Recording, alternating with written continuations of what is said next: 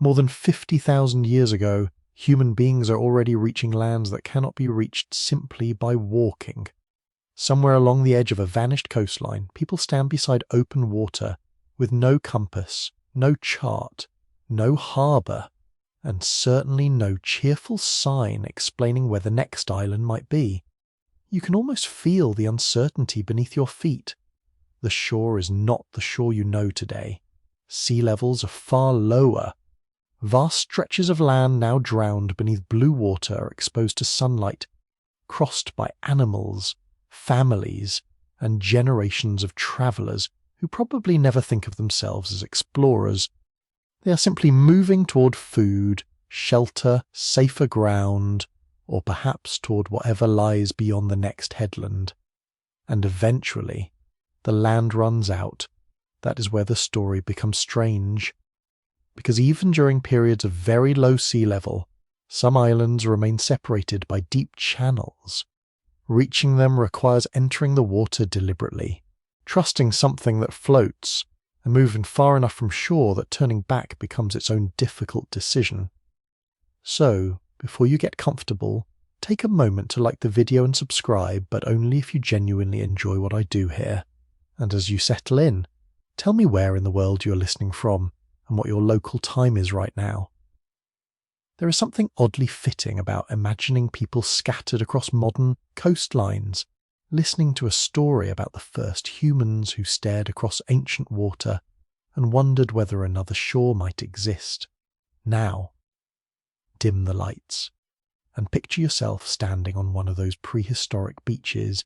The air smells of salt, damp vegetation, fish, and smoke from a small fire behind you. Sand presses between your toes. Somewhere farther inland, insects pulse in the evening heat. Ahead, the water darkens as the sun lowers, and the horizon looks less like a boundary than a question. For much of early human history, coastlines are among the easiest places to travel. That may sound slightly backward. We tend to imagine ancient people marching heroically through forests and mountains, while coastlines sit politely at the edge of the map waiting for civilization to invent beach holidays. But shores provide useful things. Shellfish gather in predictable places. Fish enter shallow lagoons. Seabirds reveal feeding grounds. Fresh water sometimes collects near dunes or river mouths. Driftwood arrives without being invited. Edible plants grow along estuaries. Even when hunting is poor inland, a coastline can offer a long ribbon of food. Records from archaeology cannot show you every campfire or footprint, but surviving sites confirm that very ancient communities repeatedly exploited marine resources. Shell middens, fish remains, stone tools, and butchered coastal animals appear in different parts of the world. Although many of the oldest coastal sites are now submerged, that last detail matters enormously. During the coldest phases of the Ice Age, so much water is locked into glaciers that global sea level falls dramatically. At certain times it sits more than 100 metres below the modern level. The coastline you see on a map today would have looked completely wrong. Britain can be connected to continental Europe. Large portions of Southeast Asia form an enormous landmass often called Sunda. Australia and New Guinea are joined into the larger continent of Sahul. You are not looking at our familiar world with slightly larger beaches. You are looking at coastlines shifted tens or even hundreds of kilometres outward, and that creates a frustrating problem for archaeologists. Some of the most important places where early humans may have lived, gathered food, built simple watercraft, and launched journeys are now resting beneath the sea. The evidence has been politely drowned.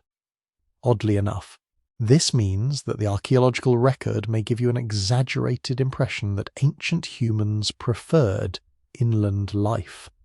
Coastal settlements are unusually likely to disappear when sea levels rise. A mountain cave has the unfair advantage of remaining where somebody left it.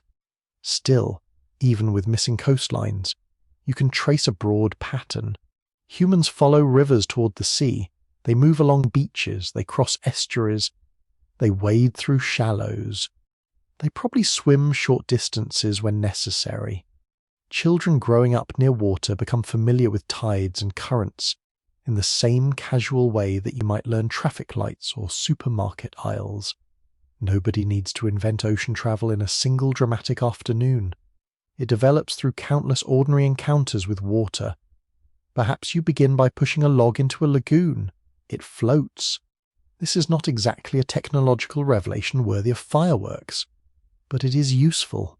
You cling to it and kick. Later, someone ties two pieces of wood together. Someone else discovers that bundles of reeds support weight surprisingly well. A group crossing a river notices that carrying possessions is easier if those possessions rest on something buoyant. Small discoveries accumulate. You do not need to understand physics formally to understand that some materials float better than others. You do not need a written theory of displacement to notice that a broad platform feels more stable than a narrow branch. Human beings are extremely good at turning repeated experience into practical knowledge. A curious footnote in the story is that even very simple floating devices can be far more effective than they look. A bundle of reeds may appear almost comically primitive to modern eyes, yet tightly packed plant material can provide strong buoyancy. Bark, logs, and inflated animal skins have also served as flotation devices in different cultures. The earliest travellers almost certainly use whatever their environment provides. You hear stone striking wood. A dull tapping carries across the beach. Without metal tools, shaping timber is slow, but not impossible. Stone axes can cut. Fire can hollow and weaken wood. Shell edges can scrape. Plant fibres can bind. The important point is not that the first ocean travellers possess elegant ships. They do not need them. They need something that survives long enough to cross the water in front of them. At first, many crossings may be extremely short. A sandbank lies across a channel. An island appears clearly on the horizon. Smoke rises from another shore. Birds fly toward land at sunset. You're rarely sailing into a completely featureless infinity.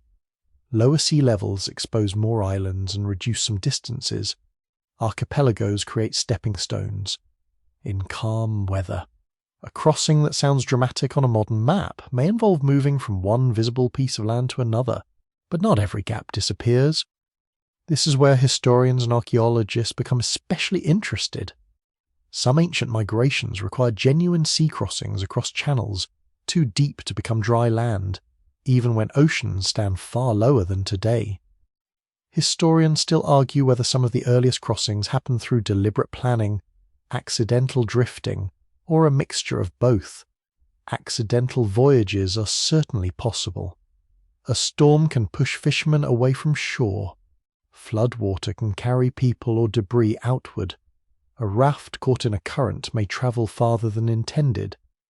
But accident alone becomes harder to accept when a new population successfully establishes itself. One person drifting away is unfortunate. A viable community appearing on the other side of a channel suggests something more complicated. You need enough people. You need some balance of ages and sexes. You need tools. You probably need knowledge of food and water, and unless the destination is extremely close, you need some way of managing fear, seasickness, thirst, and uncertainty. None of this requires a captain shouting orders dramatically into the wind. The journey may be quiet. Perhaps several families wait for favourable weather. Perhaps they have crossed similar channels many times. Perhaps the sea is treated not as an empty wilderness, but as part of the landscape. That change in perspective is important. To you, water may look like separation. To someone raised on an island coast, water can be a road. You learn its moods. You notice that mornings are calmer. You notice which wind brings a rough water. You notice where currents pull floating branches. You understand that certain birds do not sleep at sea, and therefore fly toward land in the evening. Even before formal navigation develops, observation provides clues, and humans are patient observers. You spend years watching the same bay. You know where fish gather. You recognize clouds that mean rain. You remember the shape of a distant island against sunrise. Knowledge passes through stories, demonstrations, gestures, and repetition. There is no navigation textbook. There is a grandmother pointing toward the water. There is an older hunter explaining when not to leave. There is a child learning that a smooth sea can become unpleasant very quickly. Scholars bicker over how sophisticated these earliest traditions must have been, because almost none of the perishable equipment survives. Wood rots, rope decays, reed bundles vanish, bark disappears, stone tools remain, the boats do not, so you're left reconstructing invisible technology from visible consequences. People arrive where walking cannot take them. That is the evidence. And as night settles over your imagined beach, the first great lesson of ancient ocean travel begins to feel surprisingly simple. Humans do not suddenly conquer the sea. They become familiar with it. They test edges, shallows, rivers, lagoons, and channels. They learn which objects float. They learn when water is calm. They learn that an island visible in the distance is not necessarily unreachable. One crossing becomes experience. Experience becomes memory. Memory becomes tradition. The dark water ahead is still dangerous, and certainly. There are storms, currents, reefs, and the ordinary possibility that a beautifully designed prehistoric raft may decide, without consultation, that it prefers being several smaller rafts. But fear and curiosity can exist together. You stand near the fire, listening to waves folding gently onto the ancient shore. Somewhere beyond the horizon, another coastline waits. And for the first time, the water between does not look quite so impossible. You stand on an island that should not have been easy to reach. Around you, the land rises in green ridges. Heat gathers beneath broad leaves. Insects hum from the undergrowth. And somewhere beyond the trees comes the strange clatter of unfamiliar animals moving through brush. The sea surrounding this place is not a shallow puddle left behind by a retreating tide. It is a serious barrier, a deep channel separating one world from another, and yet humans are here. This is what makes some of the earliest island discoveries so unsettling. On Flores, in what is now Indonesia, evidence suggests that ancient human relatives reached the island astonishingly early. Stone tools from Flores have been dated to roughly 1 million years ago, give or take the uncertainties that always make prehistory feel like a conversation conducted through fog. That date forces you to consider a remarkable possibility. Someone crosses water long before the famous ocean voyagers of later millennia, long before sails, long before written navigation, long before anyone leaves behind a diary complaining about the weather.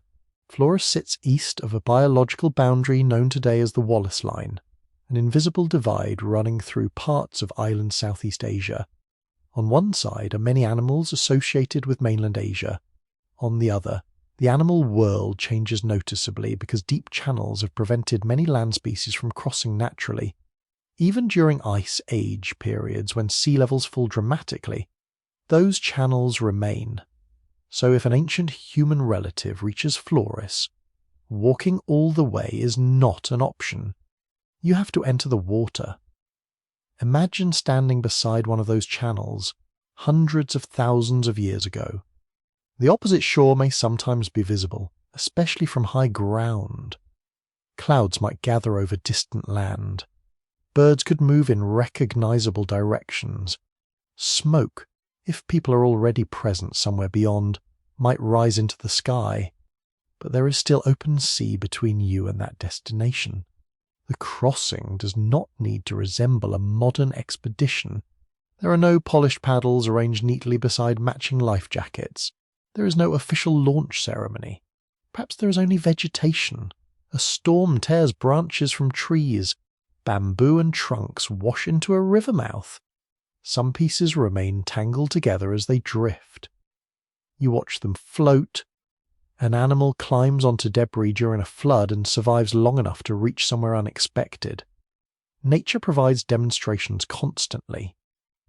The question is whether ancient humans simply become passengers on such accidents, or eventually begin manipulating floating materials deliberately. No agreement has been reached on whether the earliest settlers of Flores possessed true watercraft, crude rafts, or merely experience extremely improbable accidental voyages. Accidental dispersal has an appealing simplicity. A tsunami, flood, or storm could sweep individuals onto mats of vegetation. Powerful currents might carry them toward another island. Similar processes probably explain the presence of various animals on islands where they could not have walked. But humans present a more troublesome puzzle. One accidental survivor is easy enough to imagine. A lasting population is harder. You need more than a lonely castaway having the worst afternoon imaginable. A population that persists across generations suggests either repeated, accidental arrivals or some ability to cross intentionally. Perhaps groups travel together. Perhaps crossings occur often enough that new arrivals reinforce a small community. The archaeological record refuses to hand you a convenient answer. Wood disappears. Plant fibers vanish. Rafts rot. Paddles, if they exist, rarely survive for hundreds of thousands of years in tropical environments. Stone survives, and stone tells you someone is present. At several sites on Flores, ancient stone tools demonstrate that tool-making hominins occupy the island. Later, the island becomes famous for another extraordinary discovery, Homo floresiensis, a small-bodied human relative whose remains were uncovered at Liangbua Cave. You walk through the limestone chamber in your imagination. The cave air feels cooler than the forest outside. Dust lies over the floor. Light fades quickly beyond the entrance. Here lived beings whose adult height could be around 1 meter. Their small bodies eventually inspire a nickname borrowed from fantasy literature. But the reality is far stranger than the nickname. These are not fictional creatures. They are members of the human family tree living on an isolated island, using stone tools and surviving among animals unlike those familiar to mainland Asia. They share Flores with giant rats. That is not a poetic exaggeration. Flores has been home to unusually large rodents, some reaching sizes impressive enough to make an ordinary city rat seem reassuringly modest. There are also dwarf stegodonts, relatives of elephants adapted to island life. Island ecosystems often produce unusual changes in body size. Large animals may become smaller when resources are limited, while small animals sometimes become larger where predators are fewer. So the island you move through feels almost dreamlike. Small elephant relatives, large rats, tiny human relatives, and all of them surrounded by deep water. A council decree cannot help you here, because there are no councils leaving written records. Instead, layers of sediment and stone artifacts quietly confirm occupation across enormous spans of time. Homo floresiensis itself appears much later than the earlier stone tools on Flores. Its evolutionary origins remain debated. Some researchers have proposed that it descends from an early population related to Homo erectus, whose bodies changed through Long Island isolation. Others have suggested deeper roots among more primitive early humans. Scholars bicker over which branch of the human family tree best explains its unusual combination of features, but whichever evolutionary path is correct, the sea remains part of the puzzle. Some ancestral population has to get there. You move westward through the islands of ancient Southeast Asia, although west and east are concepts no traveller here writes on a map. The region is a maze of land and water. During glacial periods, the western islands connect more closely with mainland Asia, creating broad, exposed plains. But farther east, deep straits survive. This transition becomes one of the great thresholds in early human movement. You can imagine generations slowly becoming comfortable around water long before anyone attempts a dramatic crossing. A group lives near mangroves. Children play near shallow channels. Adults collect shellfish. People push through wetlands on logs. Perhaps fishing lines do not yet exist. Or perhaps simple fibers serve purposes that leave no trace. Perhaps people trap fish in tidal pools or spear them near shore. Then one day the familiar coastline is no longer enough. Maybe animals are visible across a channel. Maybe smoke rises. Maybe curiosity does what curiosity has always done, and makes a dangerous idea feel just reasonable enough. One scandalous aside, from the perspective of our usual picture of primitive humans, is that researchers once tended to treat purposeful seafaring as something requiring almost modern intelligence. The islands do not cooperate with that assumption. If very ancient hominins repeatedly cross significant water barriers, then some degree of planning, cooperation, or at least practical experimentation must exist far earlier than once comfortably imagined. You do not need poetry about the horizon. You need balance. You need buoyancy. You need enough calm weather. And possibly you need companions willing to climb onto the same questionable collection of branches. Picture a crude platform resting on dark water. The surface bends slightly beneath the weight of several bodies. Water washes across ankles. Someone grips a branch as a paddle. Another pushes from the shallows.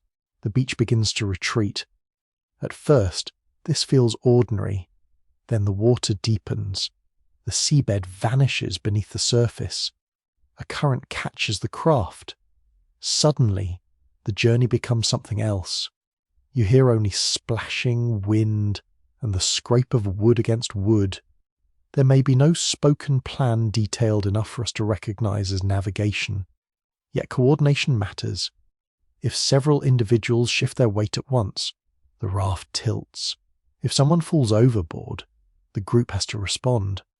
You begin to understand that even the crudest crossing is social technology as much as physical technology. A raft is not only wood, it is trust.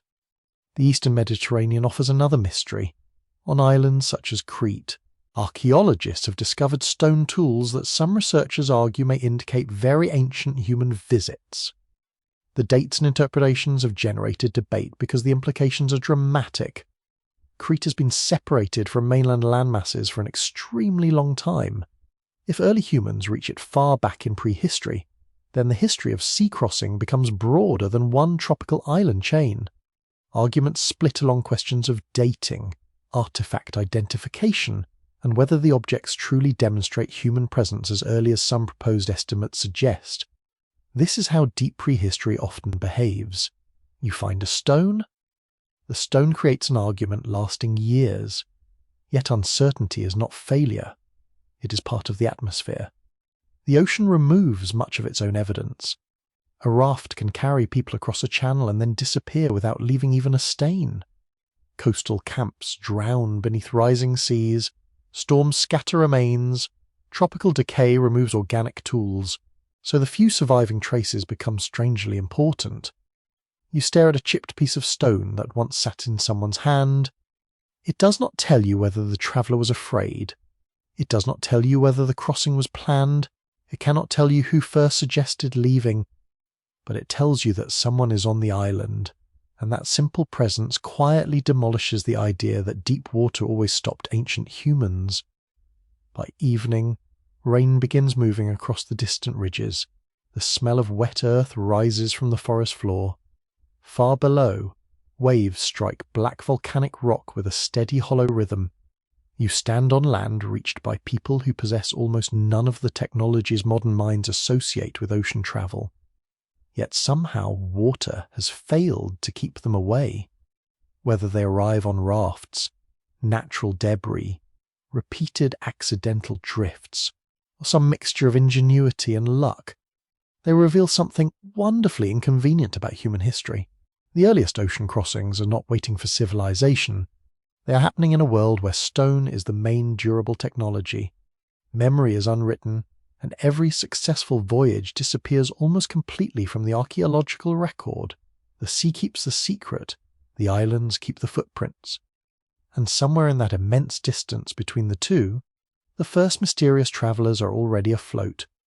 You kneel beside a fallen tree at the edge of a broad estuary, and the first thing you notice is how unreasonable the task looks.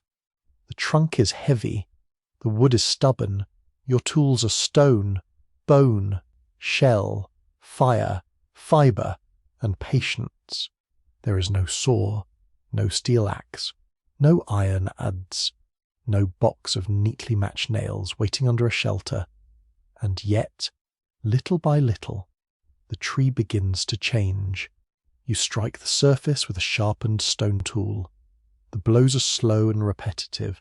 Chips loosen. Sap gathers along the cut. Your arms ache, your palms sting, and the work proceeds at a pace that would test the emotional stability of anyone raised with power tools. But prehistoric craftsmanship is not built around speed. It is built around persistence.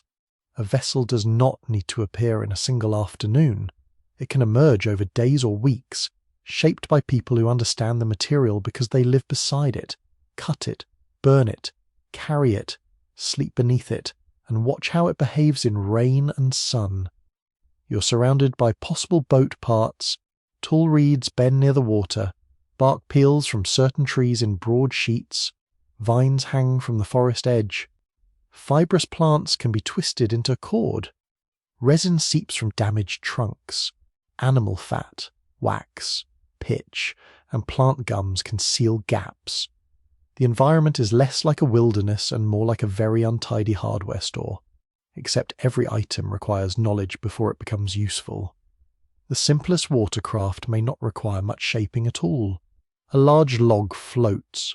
Several logs tied side by side form a broader platform. Bundles of reeds can be lashed into buoyant masses. A sheet of bark can be bent upward and secured. In colder regions, frames can be covered with hides. Each solution depends on local materials. There is no universal first boat. That matters because the phrase ancient boat can make you picture one straight technological ladder, beginning with something crude and gradually improving toward a wooden ship with sail and mast. Reality is messier. Different communities solve the same problem in different ways. If you live near papyrus, reeds become sensible. If you live in dense forest, a dugout canoe may make more sense. If large bark sheets can be stripped without shattering, bark craft become possible. If timber is scarce but hides are available, skin boats may emerge. Technology follows landscape. You press your hand against the rough trunk. The first major challenge is removal. Stone axes and adzes can cut surprisingly effectively when well made and properly hafted. A polished stone edge is not metal, but it can bite deeply into wood. Records from experimental archaeology confirm that prehistoric-style stone tools can fell trees, shape planks, and hollow logs with enough labour. The process is simply slower. You chop a ring around the trunk, you strike, you rotate, you strike again. Fibres begin to separate. The tree creaks. Eventually the trunk falls with a heavy crash that sends birds fluttering from the canopy. Now the harder work begins. To transform a solid trunk into a canoe, you need to remove the interior without weakening the hull. Fire helps. A controlled bed of embers burns into the centre of the log. You do not simply set the entire thing ablaze and hope craftsmanship emerges from the smoke. You wet the outer surfaces, you control the flame, you scrape away charred wood with stone and shell, then you burn again. Scrape, burn, scrape. The smell of smoke settles into your hair and clothing. Warm resin mixes with the sharper scent of fresh wood. The hollow deepens slowly. This technique allows people with simple tools to remove large amounts of material far more efficiently than chopping every fragment out by force. A curious footnote is that a canoe can be widened using heat and moisture. Once the hollowed trunk is thin enough, hot water, steam, or controlled heating can soften the wood. Spreaders placed inside gradually push the sides apart. What begins as a narrow hollow log becomes broader and more stable. You can almost hear the timber complain. Wood does not enjoy being persuaded into a new shape. But prehistoric builders learn how far it can bend. If you push too quickly, it cracks. If you heat unevenly, it warps. If the walls become too thin, the hull fails. Boat building becomes a conversation with material. The builder does not need written measurements. A handspan is enough. An arm length is enough. A familiar stick can serve as a gauge. Experience teaches how thick the hull should remain, where the wood is weak, and which species split too easily. Some trees become preferred not because they are easy to cut, but because they float well, resist decay, or produce long straight trunks. Elsewhere, you're not hollowing a tree at all. You're tying plants together. Reed boats are among the most ancient forms of substantial watercraft known from traditional cultures. You gather long stalks, dry them, sort them, bind them into bundles, then bind those bundles into larger bundles.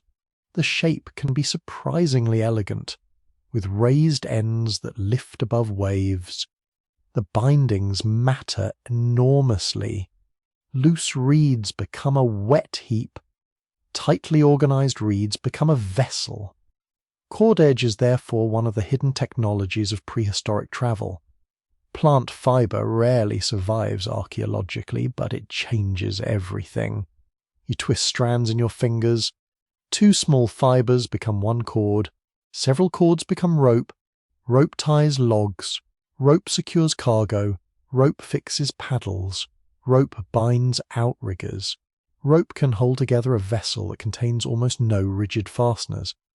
This is easy to overlook because rope seems ordinary. But imagine building almost anything without it. Suddenly, rope becomes miraculous. You pull the knot tight. The fibers creak. Water darkens the lower reeds. The craft settles but remains afloat. One mainstream historical fact is that archaeologists have found ancient dugout canoes dating back thousands of years in parts of Europe, with the famous Pearse canoe from the Netherlands often placed around the 8th millennium before the Common Era. Its shape is simple, a hollowed pine trunk. That simplicity is precisely the point. By the time this vessel appears, people already possess the skill to transform heavy timber into reliable water transport using non-metal tools. And this surviving canoe is almost certainly not the beginning. It is merely one rare survivor. Wooden vessels from much earlier periods could easily have vanished. You step into the canoe carefully. It wobbles. You freeze. The water seems suddenly eager to inspect your ankles. Stability is a serious problem. A narrow dugout can roll beneath an inexperienced passenger. A broad raft is more stable but often slower and harder to steer. A reed vessel can flex. A bark canoe can be light but delicate. Every design is a compromise. Builders learn these compromises experimentally. They notice that adding width improves stability. They notice that pointed ends move through water better than blunt walls. They discover that raised sides keep waves out. They learn that a low vessel is easy to paddle but easier to swamp. None of this requires mathematics written on a tablet. The mathematics live in the hands. There is also the question of propulsion. At first, a pole may be enough. In shallow water, you push against the bottom and glide forward. In deeper water, the pole stops helping. A broad piece of wood attached to a shaft becomes more effective. The paddle is born from a simple idea: push water backward, and the vessel moves forward. You feel the resistance in your shoulders. The blade enters with a soft slap. You pull. The canoe slides. Again. Pull. Slide. Now travel has rhythm. A group can coordinate strokes. One paddler can steer from the stern. Another can watch the water ahead. Cargo can rest low in the hull. Children can sit between adults. Food, tools, embers, containers, and raw materials can move with you. The boat is no longer merely a way to avoid getting wet. It becomes transport. That changes the scale of life around rivers, lakes, estuaries, and coasts. A heavy load that is exhausting over land can be moved efficiently by water. Stone from a distant source can travel farther. Fish can be reached beyond the shoreline. Families can cross wide rivers. Hunting grounds open. Seasonal movement becomes easier. A boat extends the landscape. Scholars still argue whether complex watercraft developed primarily as responses to subsistence needs, migration pressures, trade, or social competition. because these motives overlap and rarely leave a clean archaeological signature. Perhaps there is no single answer. The first person to improve a raft may simply want more fish. Another builder may want to visit relatives. Another may be transporting stone. Another may be showing off, which is a motive humanity has managed to preserve with astonishing consistency. One scandalous aside is that decoration may appear very early in practical technology. A boat can carry paint, carving, feathers, or shaped ends without becoming less useful. People do not wait for survival to be completely solved before making things beautiful. Utility and identity often travel together. You can imagine two neighbouring groups recognizing each other by vessel shape alone. That broad reed prow belongs to one community. That narrow bark canoe belongs to another. That particular knot, carving, colour, or paddle design signals familiarity. Technology becomes culture. Building a seaworthy craft also requires repair. You carry spare cord. You carry resin. A crack can be packed with fibre and sealed. Bindings can be tightened. A broken paddle can be shortened. Water must be bailed out with a shell. Gourd, wooden scoop, or whatever container is available. The crew cannot assume the vessel remains perfect. Maintenance is part of travel. You run your fingers over a seam. It leaks slightly, not enough to panic, just enough to remind you that the ocean has a sense of humour. The vessel rests half on the sand now, ready to be pushed into deeper water. Nothing about it resembles a grand ship. There is no mast towering overhead. No bronze fitting catches the sun. No carved figurehead stares heroically into the distance. Instead, there is wood blackened by controlled fire. There are lashings tightened by hand. There are small repairs visible along the side. The paddle blades are uneven, and the hull bears scratches from stones and beaches, and yet the object is extraordinary. Every part of it represents accumulated knowledge. Which tree to choose, where to cut, how long to burn, how much wood to remove, which fibre holds when wet, which knot can be untied, how wide the hull should be, how many people it safely carries, where cargo belongs, how the weight shifts when a passenger moves. These details are not written anywhere. They live in demonstration. You watch an older builder place a hand over yours and change the angle of the tool. You watch someone test a knot by leaning backward with full body weight. You learn by copying. You learn by failing close to shore, where failure is inconvenient rather than fatal. That may be the real secret behind ancient boat building. The technology does not begin with heroic voyages. It begins with repeated practice in forgiving water. A pond, a river bend, a protected lagoon, a tidal creek. Here, mistakes become instruction. A craft tips. You improve it. A binding loosens. You change the knot. A hull cracks. You choose different wood. A paddle snaps. You make the next one thicker. Slowly, materials become methods. Methods become designs. Designs become traditions. And as twilight spreads across the water, the finished vessel rocks gently at your feet. It is made without metal, without blueprints, without written engineering. Yet it floats, carries weight, responds to a paddle, and can be repaired with materials gathered nearby. You place one hand on the warm wooden rim. The surface is rough beneath your palm. Smoke still clings faintly to the grain. Then you push. The hull slides from sand into water. For a moment it rocks uncertainly, then it settles. The shoreline begins to drift sideways, and something once rooted to the land becomes a machine for movement. Night settles over the ocean, and the world seems to disappear. The shoreline behind you is now only a dark strip.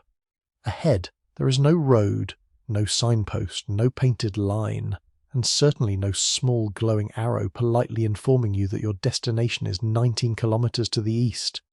There is only water. Above it, stars. Around it, wind. Beneath it, long invisible movements in the sea, and somehow, people learn to travel through this emptiness. You sit low in a canoe as the surface lifts and falls beneath you. The hull makes a soft wooden creak. Water taps against the sides. Somewhere in the darkness, a bird calls once, then vanishes into silence. Navigation begins with attention, not instruments. Attention. You learn that the ocean is never truly blank. Its surface carries patterns. Its sky carries patterns. Animals move according to patterns.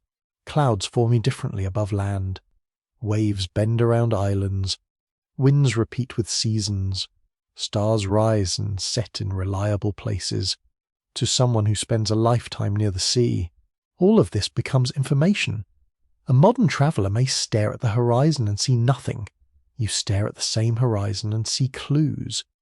The first clue is often the most obvious. Land itself. From the deck of a small vessel, even a low island can disappear surprisingly quickly. But mountains remain visible at greater distances. A volcanic peak may rise above the horizon long after its beaches have vanished.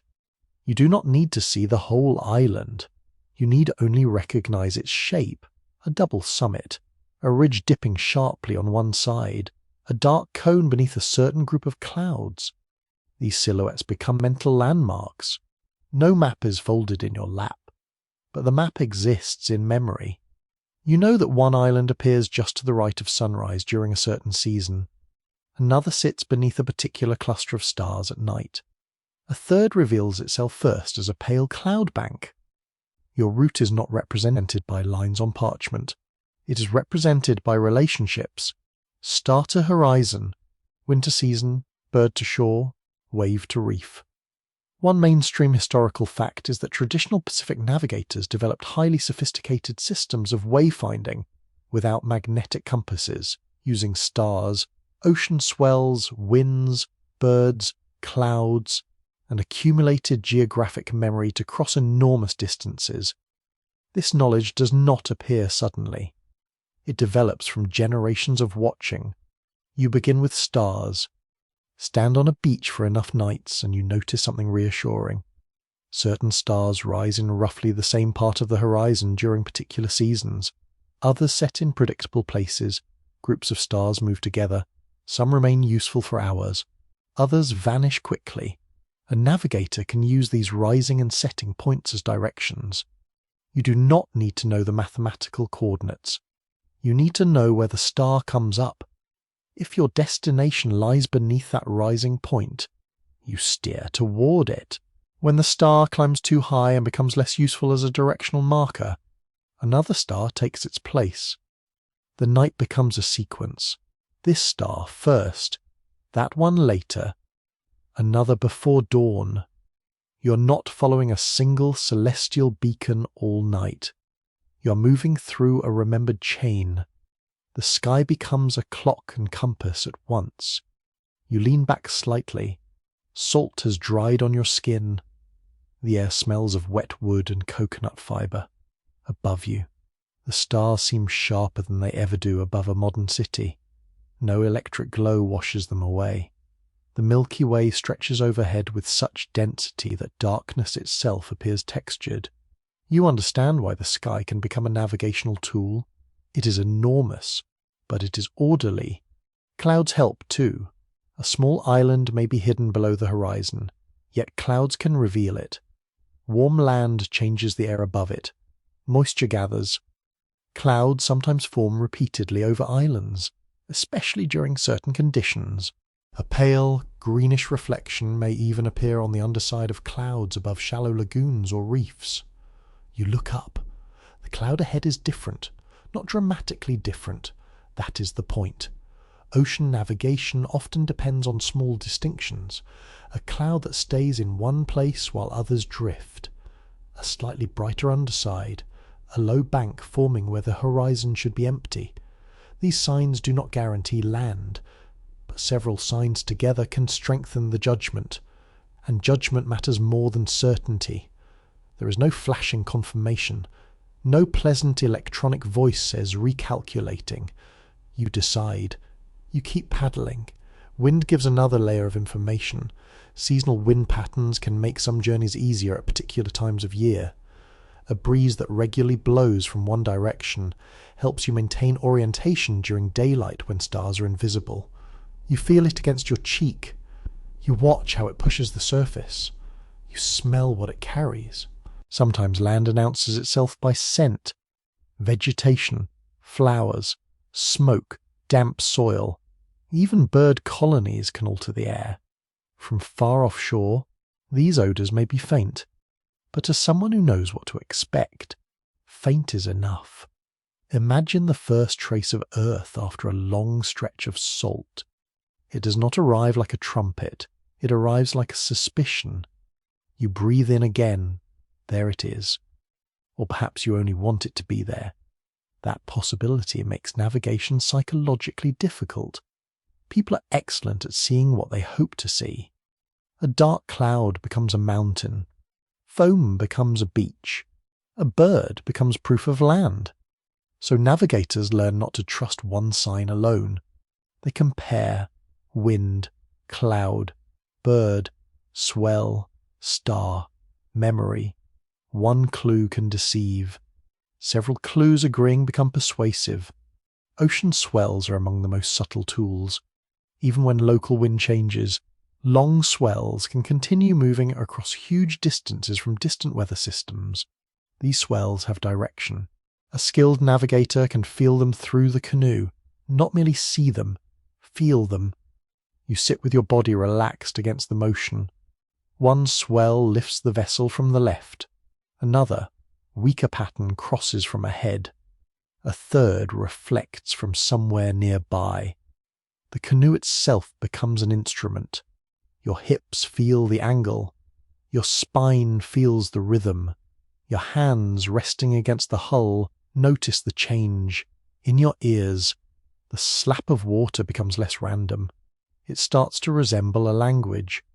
A curious footnote is that navigators in some Pacific traditions can reportedly identify reflected or refracted wave patterns caused by islands beyond visual range. An island interrupts the sea. Waves bend around it. Some reflect. Some combine into crossing patterns. To an inexperienced traveller, this is simply uncomfortable water. To a trained navigator, it can suggest land. You imagine trying to learn this. Someone tells you to feel the second swell. You feel absolutely nothing useful. They point again. You nod wisely. Still nothing. Human education has always included moments when the student pretends comprehension to preserve dignity. But repetition changes perception. After years at sea, movement that once felt chaotic becomes structured. Birds provide another set of clues. Some seabirds travel enormous distances and are useless for locating nearby land. Others feed at sea during the day but return to land to roost. Their direction of flight therefore matters. Early in the morning, birds may fly away from an island toward feeding grounds. Late in the day, the same species may head back. You watch not simply whether birds exist, but how they behave. A bird carrying a fish, a bird flying low and directly, a flock moving consistently toward one horizon. These details can point toward shore. One scandalous aside is that desperate sailors in many cultures have probably followed birds that had absolutely no intention of being helpful. The bird is not guiding you. The bird has its own evening plans.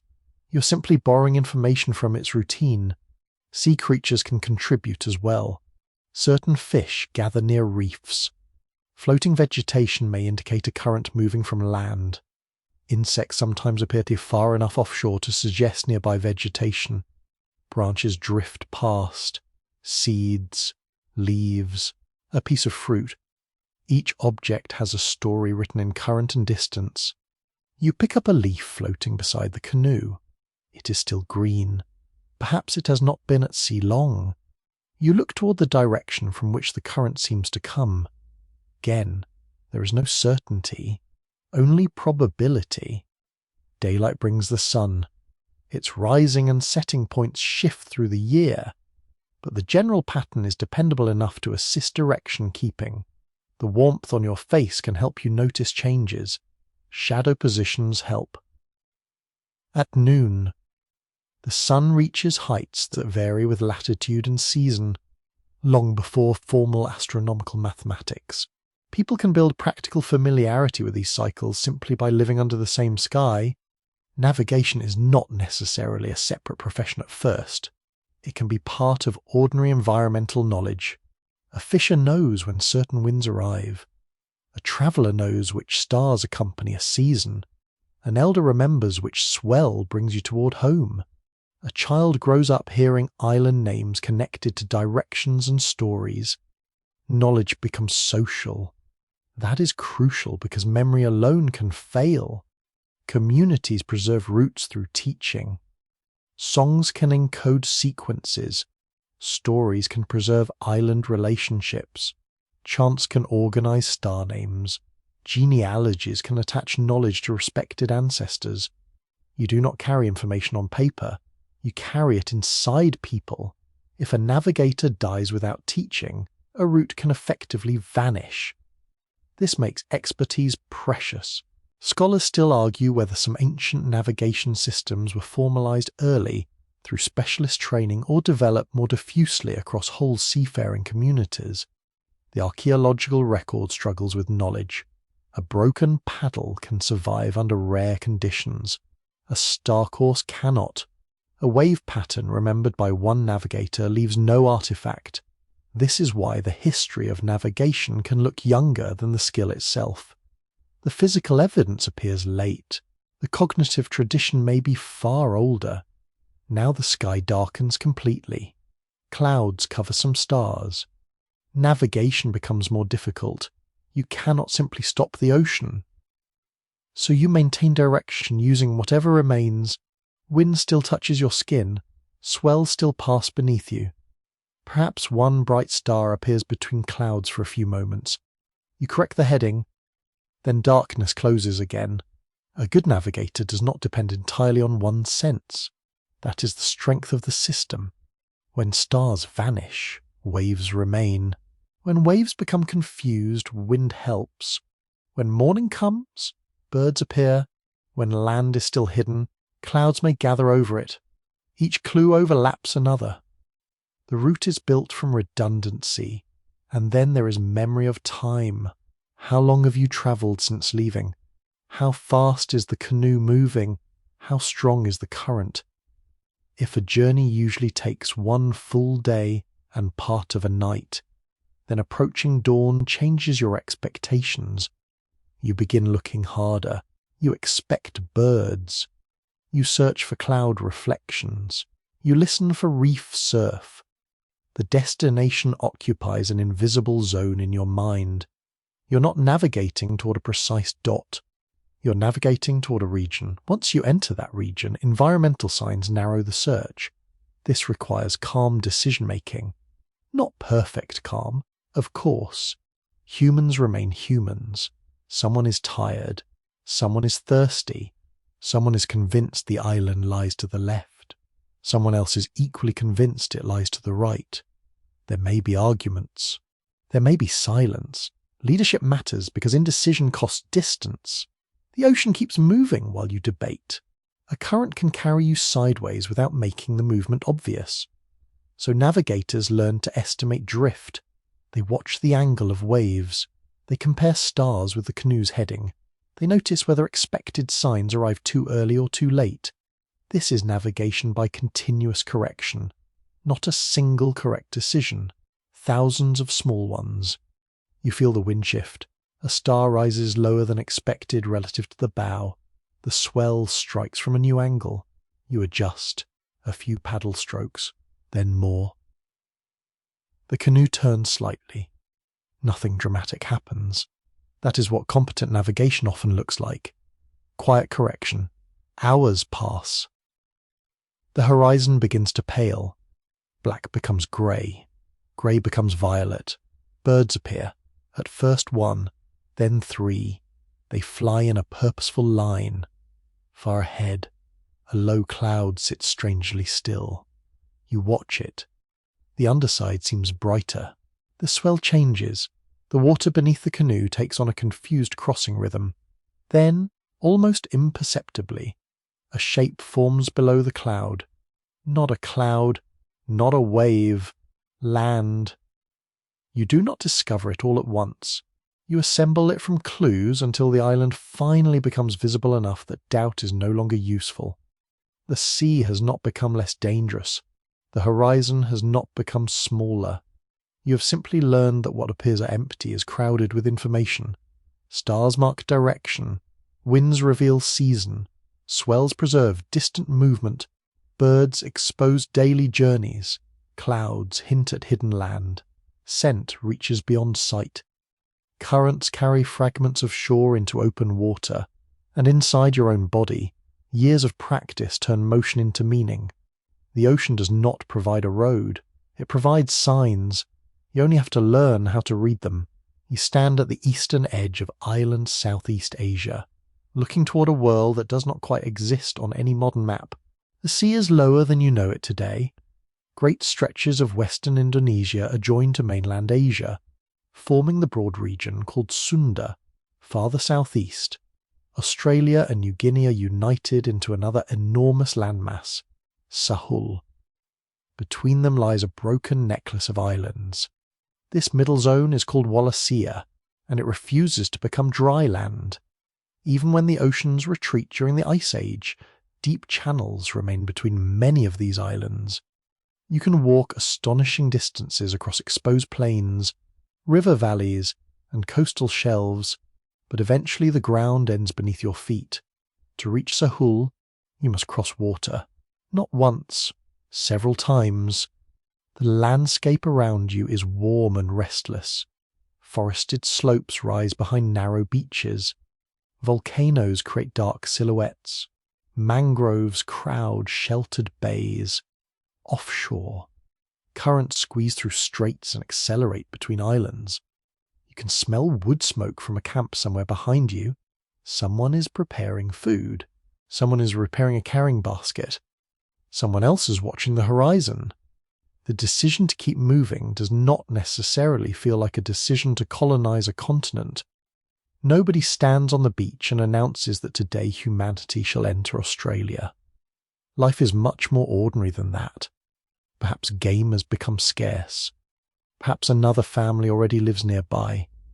Perhaps a distant island has been visited before. Perhaps people know relatives who crossed and returned. Perhaps the next shore is simply part of a familiar seasonal route. You climb to higher ground. From here, the sea changes character. An island that was invisible from the beach becomes a faint blue ridge. That ridge matters. Some crossings through Wallacea may allow travellers to aim for land they can see. Others are more difficult, with destinations hidden below the horizon at departure. Those invisible crossings are the troubling ones. You can imagine how knowledge builds around them. Birds arrive from a particular direction.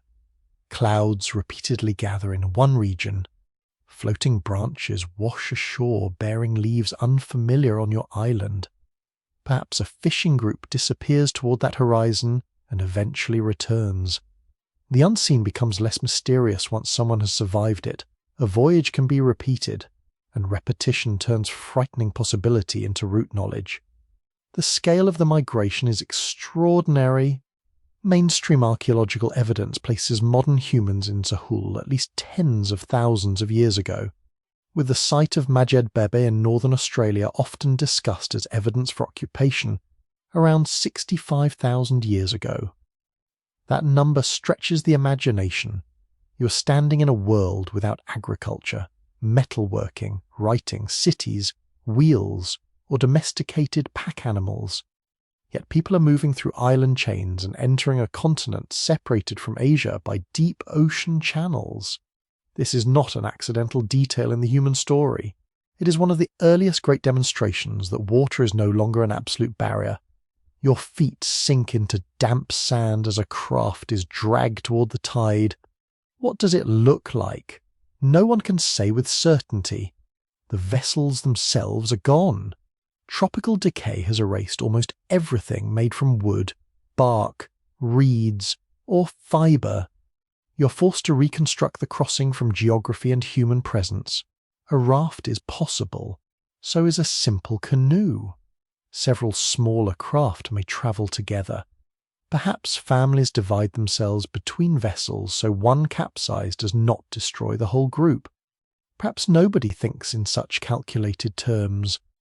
Still, any successful founding and population raises a basic problem.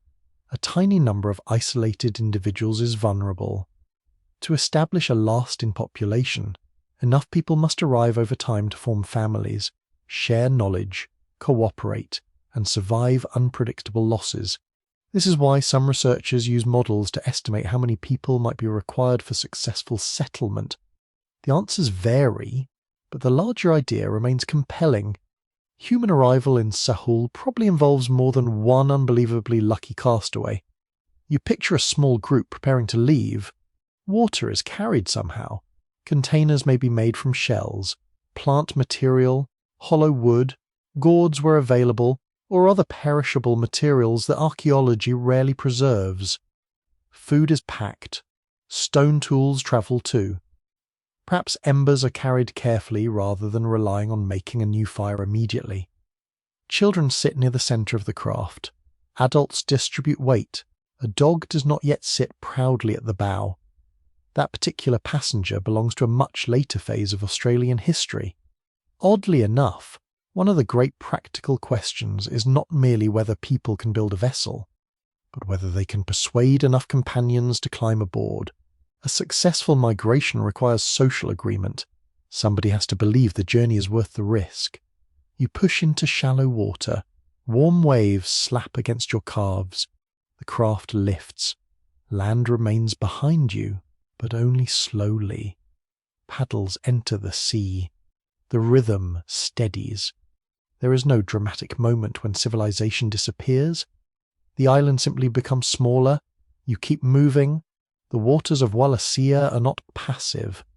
Powerful currents flow through the Indonesian archipelago because water moves between the Pacific and Indian Oceans. Even today this region is famous for complicated seas.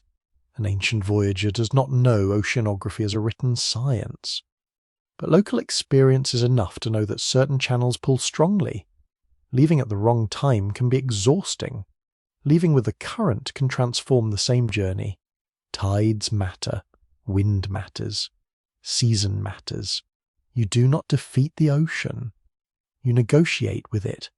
The geography offers more than one possible path toward a Sahul. A northern route passes through islands such as Sulawesi and the Moluccas toward New Guinea. A more southern route involves islands including Flores and Timor before crossing toward the exposed northwestern reaches of Sahul. Both possibilities attract serious study. Scholars bicker over which routes early modern humans used most heavily, how many separate migrations occurred, and precisely when the first successful settlement took place. The archaeological dates are difficult enough. Reconstructing vanished coastlines makes the problem even harder. Many launch points now lie beneath modern seas. The place where someone once tied a raft could be kilometers offshore from today's beach. A hearth that might answer a major historical question may now sit below layers of marine sediment, surrounded by fish that remain entirely unimpressed by its academic importance. You paddle farther. The sun climbs. Heat reflects from the water. Salt dries on your lips. A crossing of even a few dozen kilometers becomes serious in a small open craft. There is no shade unless you have built it. There is little room to stretch. The vessel rises and falls continuously. A child becomes sick. Someone bails water. Another person keeps watch. You begin to understand that migration is not a line drawn on a map. It is discomfort. It is thirst. It is cramped muscles. It is wondering whether the cloud ahead means land or merely another cloud. And then there is fear. A storm may appear. A current can change. A paddle can break. A binding can loosen. The sea can turn an ordinary problem into an urgent one very quickly. Yet the group continues. The destination may not be completely unknown. That point deserves care. Modern language often describes first settlement as discovery, but exploration can happen in stages. A smaller party might cross first. People may visit and return. Knowledge may circulate through neighbouring communities. By the time families relocate, someone may already know where water can be found on the far shore. The migration can be deliberate without requiring a heroic leap into total ignorance. One scandalous aside is that the most daring traveller may not be the first person to arrive. The truly bold individual could be the one who hears someone say, "Yes, there is definitely land out there," and responds by bringing the children. That is confidence of a very different kind. Eventually, the shape of Sahul appears. At first it may be a cloud line, then darkness beneath it, then hills. The scale of the land is impossible to understand from offshore. You're not arriving at an island in the familiar sense. You're approaching a continent. New Guinea to the north is connected across exposed lowlands to Australia farther south. The Gulf of Carpentaria is smaller. Broad plains occupy areas now underwater. Rivers follow courses no modern traveller sees. This enormous territory contains environments ranging from tropical forest to grassland, dry interiors, wetlands, mountain regions, and cool southern zones. Human settlers do not remain clustered forever at the landing point. They spread. Over many generations, people move across Sahul with remarkable speed. They follow waterways. They adapt to unfamiliar plants. They hunt animals unknown in Asia. They learn seasonal cycles. They find stones suitable for tools. They discover where fresh water survives during dry periods. The ecological challenge may be greater than the crossing itself. You step from the vessel into ankle-deep water. The sand feels ordinary. That is perhaps the strangest thing. A continental migration ends with wet feet. There is no gate, no marker, no awareness that future archaeologists will spend entire careers arguing about the timing of this arrival.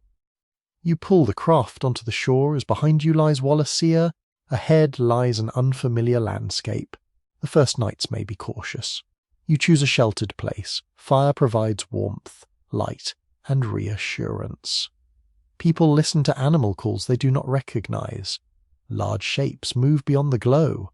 Sahul supports an extraordinary collection of giant animals during this period, including enormous marsupials, giant flightless birds, and massive reptiles.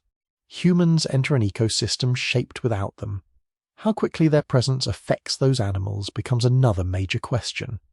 No agreement has been reached on whether human hunting, climate change, ecological shifts, or combinations of these pressures best explain the later disappearance of much of Sahul's megafauna. But you're not thinking about extinction tonight. You're thinking about tomorrow morning. Where is fresh water? Which plants can be eaten? Where do animals travel? What happens when the tide rises? Practical questions fill the mind long before history gives the journey a grand title. The crossing has already altered human possibility. A population has moved through a chain of islands, crossed channels that never became land bridges, and established itself in a vast new territory. The achievement is technical, but it is also social. People cooperate. They remember routes. They carry children. They transport knowledge. They make judgments about weather and current. They accept uncertainty together. You walk a little farther inland. The ground becomes firmer beneath your feet. The scent of salt weakens and is replaced by dry grass, bark, earth, and unfamiliar vegetation behind you. The sea continues moving exactly as it did before you arrived. It offers no applause. The tide begins quietly erasing footprints near the waterline, but farther inland, new tracks remain, human tracks. A journey across scattered islands has reached its largest destination yet, and the ocean, for all its depth and danger, has failed to contain the human world. A mountain appears on the horizon before the island beneath it does. At first it is only a faint blue triangle, almost the same colour as the morning haze. You could mistake it for cloud if you were not watching carefully. Then the sunlight changes, the outline sharpens, and suddenly there is no doubt land. Not close land, not comfortable land, but land you can aim toward. For people moving through chains of islands, this simple fact changes everything. Ocean travel does not always require launching toward an empty horizon and trusting fate to provide a destination. In many archipelagos, one island leads visually to another. High ground acts like a natural beacon. Volcanic peaks rise above the curvature of the sea. Mountain ridges remain visible long after beaches disappear. The ocean becomes a series of gaps rather than one enormous barrier. You stand on a headland and study those gaps. One island lies clearly to the east. Another sits farther south, barely visible in good weather. A third cannot be seen from the beach, but from the ridge behind your settlement, its mountains sometimes appear just beneath the clouds. Distance becomes something you learn with your eyes. Nobody measures it in nautical miles. You measure it in daylight. Can you leave after sunrise and arrive while the sun is still high? Will the return journey require darkness? Does the wind strengthen in the afternoon? Will the tide carry you away from the landing beach? These are practical calculations, repeated until they become familiar. Island hopping rewards patience. You do not have to cross the widest channel immediately. You can wait. You can explore the nearest shore. You can return. You can learn where fresh water lies before bringing more people. A place that seems unknown from a distance becomes manageable after one visit. This is one reason archipelagos can act almost like training grounds for seafaring. Every crossing teaches something. You learn how long a familiar island remains visible behind you. You discover which current bends north. You notice when afternoon clouds hide the mountain you use as a landmark. You learn that a perfectly pleasant morning breeze can become a thoroughly unhelpful headwind by midday. The sea develops personality, and, like most personalities, some parts are charming while others are best approached carefully. You push a canoe away from the beach. The bottom scrapes once across sand, then lifts cleanly into deeper water. Ahead, the target island is visible. That visibility provides psychological comfort, but it does not make the crossing safe. Channels between islands can be deceptive. Water squeezed through narrow straits may accelerate. Tidal currents can reverse. Wind blowing against current can create steep, confused waves. Reefs hide just below the surface. A destination that appears close can take far longer to reach than expected. You paddle. The island remains in front of you. For a long time, it seems not to grow larger at all. This is one of the quiet tricks of distance. Your arms work. Sweat runs down your back. The paddle enters, pulls, leaves. Still the island seems fixed in place. You begin to suspect that the mountain is moving away from you out of spite. Eventually, tiny details emerge. The ridge gains shape. Dark vegetation becomes visible. A pale strip appears near the water.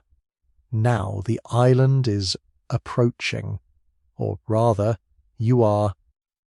A mainstream historical fact is that human communities spread through near Oceania thousands of years before the settlement of the most remote parts of the Pacific, occupying islands including the Bismarck Archipelago and eventually reaching parts of the Solomon Islands.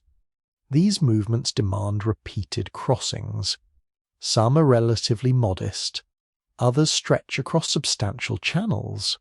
The pattern shows that island travel can become routine long before navigation reaches its most spectacular long-distance form. Routine matters. History loves exceptional voyages, but survival depends on ordinary ones. The canoe that travels 20 times between neighbouring islands may be more important to a community than the canoe that once disappears bravely toward an unknown horizon. Regular crossings move food, stone, shell, tools, stories, marriage partners, news, knowledge of storms, knowledge of reefs. Even arguments can cross islands quite efficiently. humanity having apparently developed that transport network very early. You reach the new shore. The landing is not ideal. Waves break over coral fragments. You wait outside the surf and watch. A larger wave rolls in, then another. You begin noticing the rhythm. After several stronger sets comes a quieter interval. That is your moment. You paddle hard. The canoe accelerates. Water lifts the stern. For a few seconds you are carried forward with surprising speed. Then the hull grinds onto coarse sand. Feet jump into shallow water. Hands seize the sides. The vessel is dragged clear before the next wave can turn it sideways. Landing is part of navigation too. A journey is not successful merely because you find the island. You must find a place where the island allows you to arrive. Protected bays become valuable. River mouths can offer access, though shifting sandbanks create hazards. Reefs may provide calm lagoons while making entrances difficult. Knowledge of landing places becomes as important as knowledge of direction. You walk inland. The first concern is water.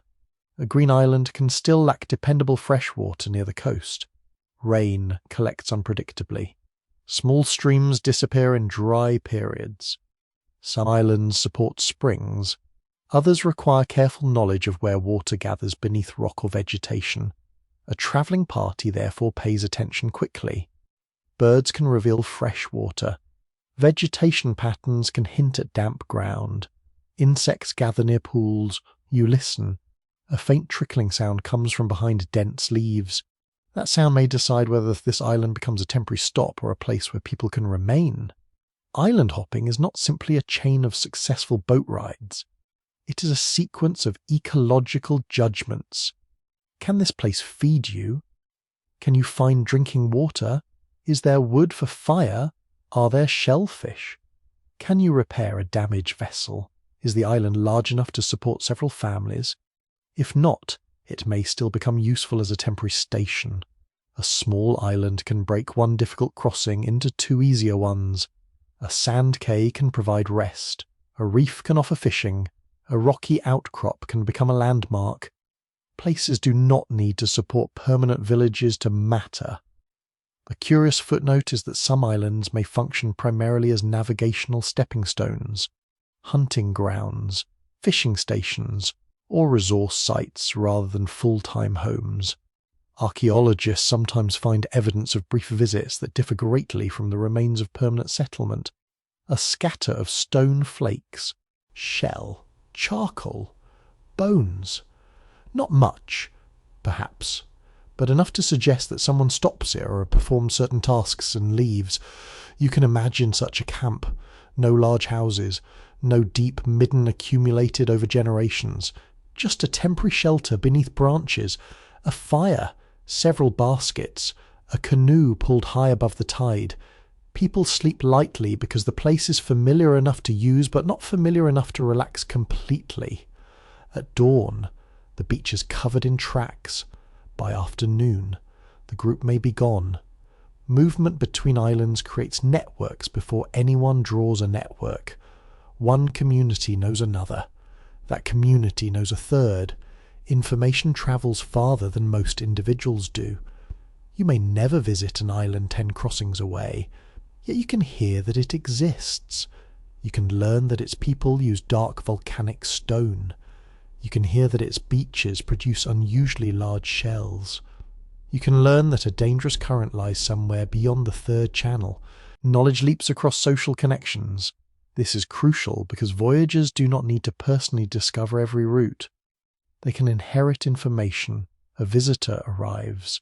They describe coast. They point toward a direction.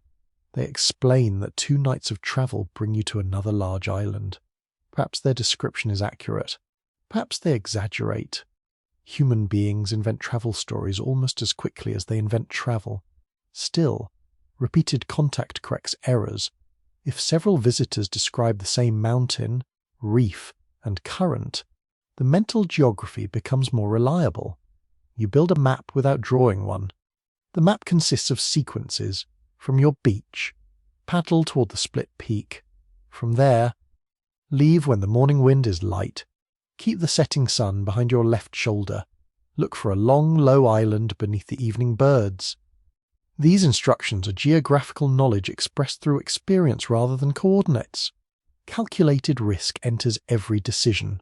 You inspect the sky before departure. Heavy cloud building rapidly over high ground may suggest worsening weather. A strong offshore wind can turn return travel into misery. Large swells arriving from an unusual direction may warn of distant storms. People who depend on canoes learn when not to go. That may be one of the least glamorous but most important maritime skills. Restraint. You are ready. The food is packed. Everyone wants to leave. Then an experienced traveller looks at the water and says no. There is no argument that the voyage is impossible, only that today is wrong. You unload, you wait.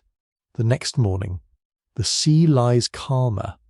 That decision never becomes an archaeological artifact, but it saves lives. Scholars still argue whether the settlement of some island groups represents deliberate colonizing expeditions, gradual movement through repeated short visits, or combinations that vary from place to place. The distinction can be difficult to prove. A single archaeological site may show people present, but not exactly what they intend. Were they exploring, fishing, visiting relatives, seeking new land? Were they stranded? Did they plan to stay? Deep history rarely preserves motives neatly. Yet the pattern of continued occupation suggests more than random drifting. People learn these waters well enough to return. That return journey may be as important as arrival. If you know you can go home, exploration becomes less terrifying. A party can scout another island and bring information back. A route becomes established in both directions. Seasonal winds may make one direction easier at one time of year, and the reverse journey easier months later. Currents can also vary. Timing transforms geography. The same channel can feel like two different oceans, depending on season. You stand again beside the water, waiting for departure. The air smells of crushed leaves, damp rope, and smoke from a dying cooking fire. Cargo lies ready. Shellfish have been wrapped in leaves. Stone tools sit low in the hull. Water containers are secured so they will not roll. Weight distribution is deliberate.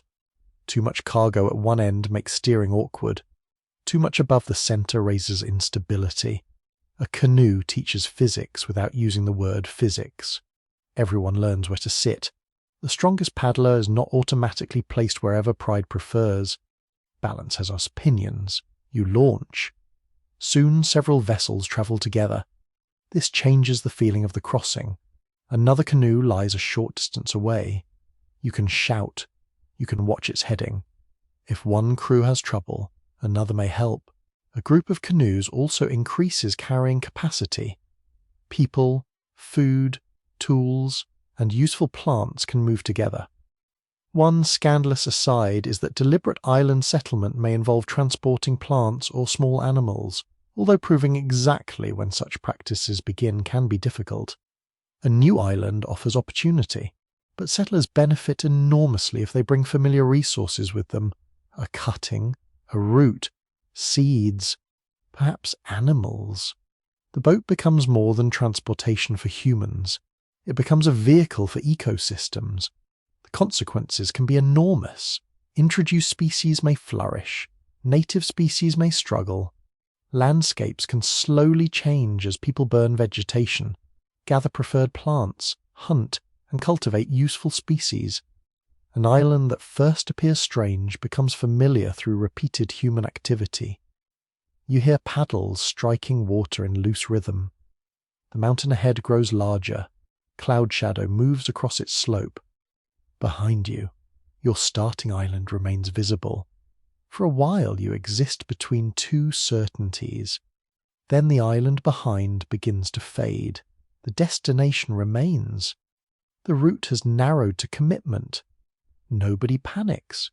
This is not the first channel anyone here has crossed. That difference is everything. Experience does not remove danger. It changes your relationship with danger. You know the craft. You know the crew. You recognize the current. You have heard descriptions of the landing place. You understand that a sudden shower may pass quickly. Risk becomes something assessed rather than merely endured. Late in the day, the destination fills the horizon. You can see individual trees. Smoke rises near one bay. People may already be waiting on the beach. Perhaps they have watched your sails, paddles, or hulls approaching for an hour. Voices carry over the last stretch of water. Children run toward the shallows. The voyage ends not in isolation, but in recognition. This is how scattered islands begin to feel less scattered. Repeated travel stitches them together. A channel remains physically wide, but socially it becomes narrow. A mountain on the horizon is no longer mysterious. It has a name, a landing place, a freshwater spring. People you know, warnings about reefs, stories attached to particular rocks.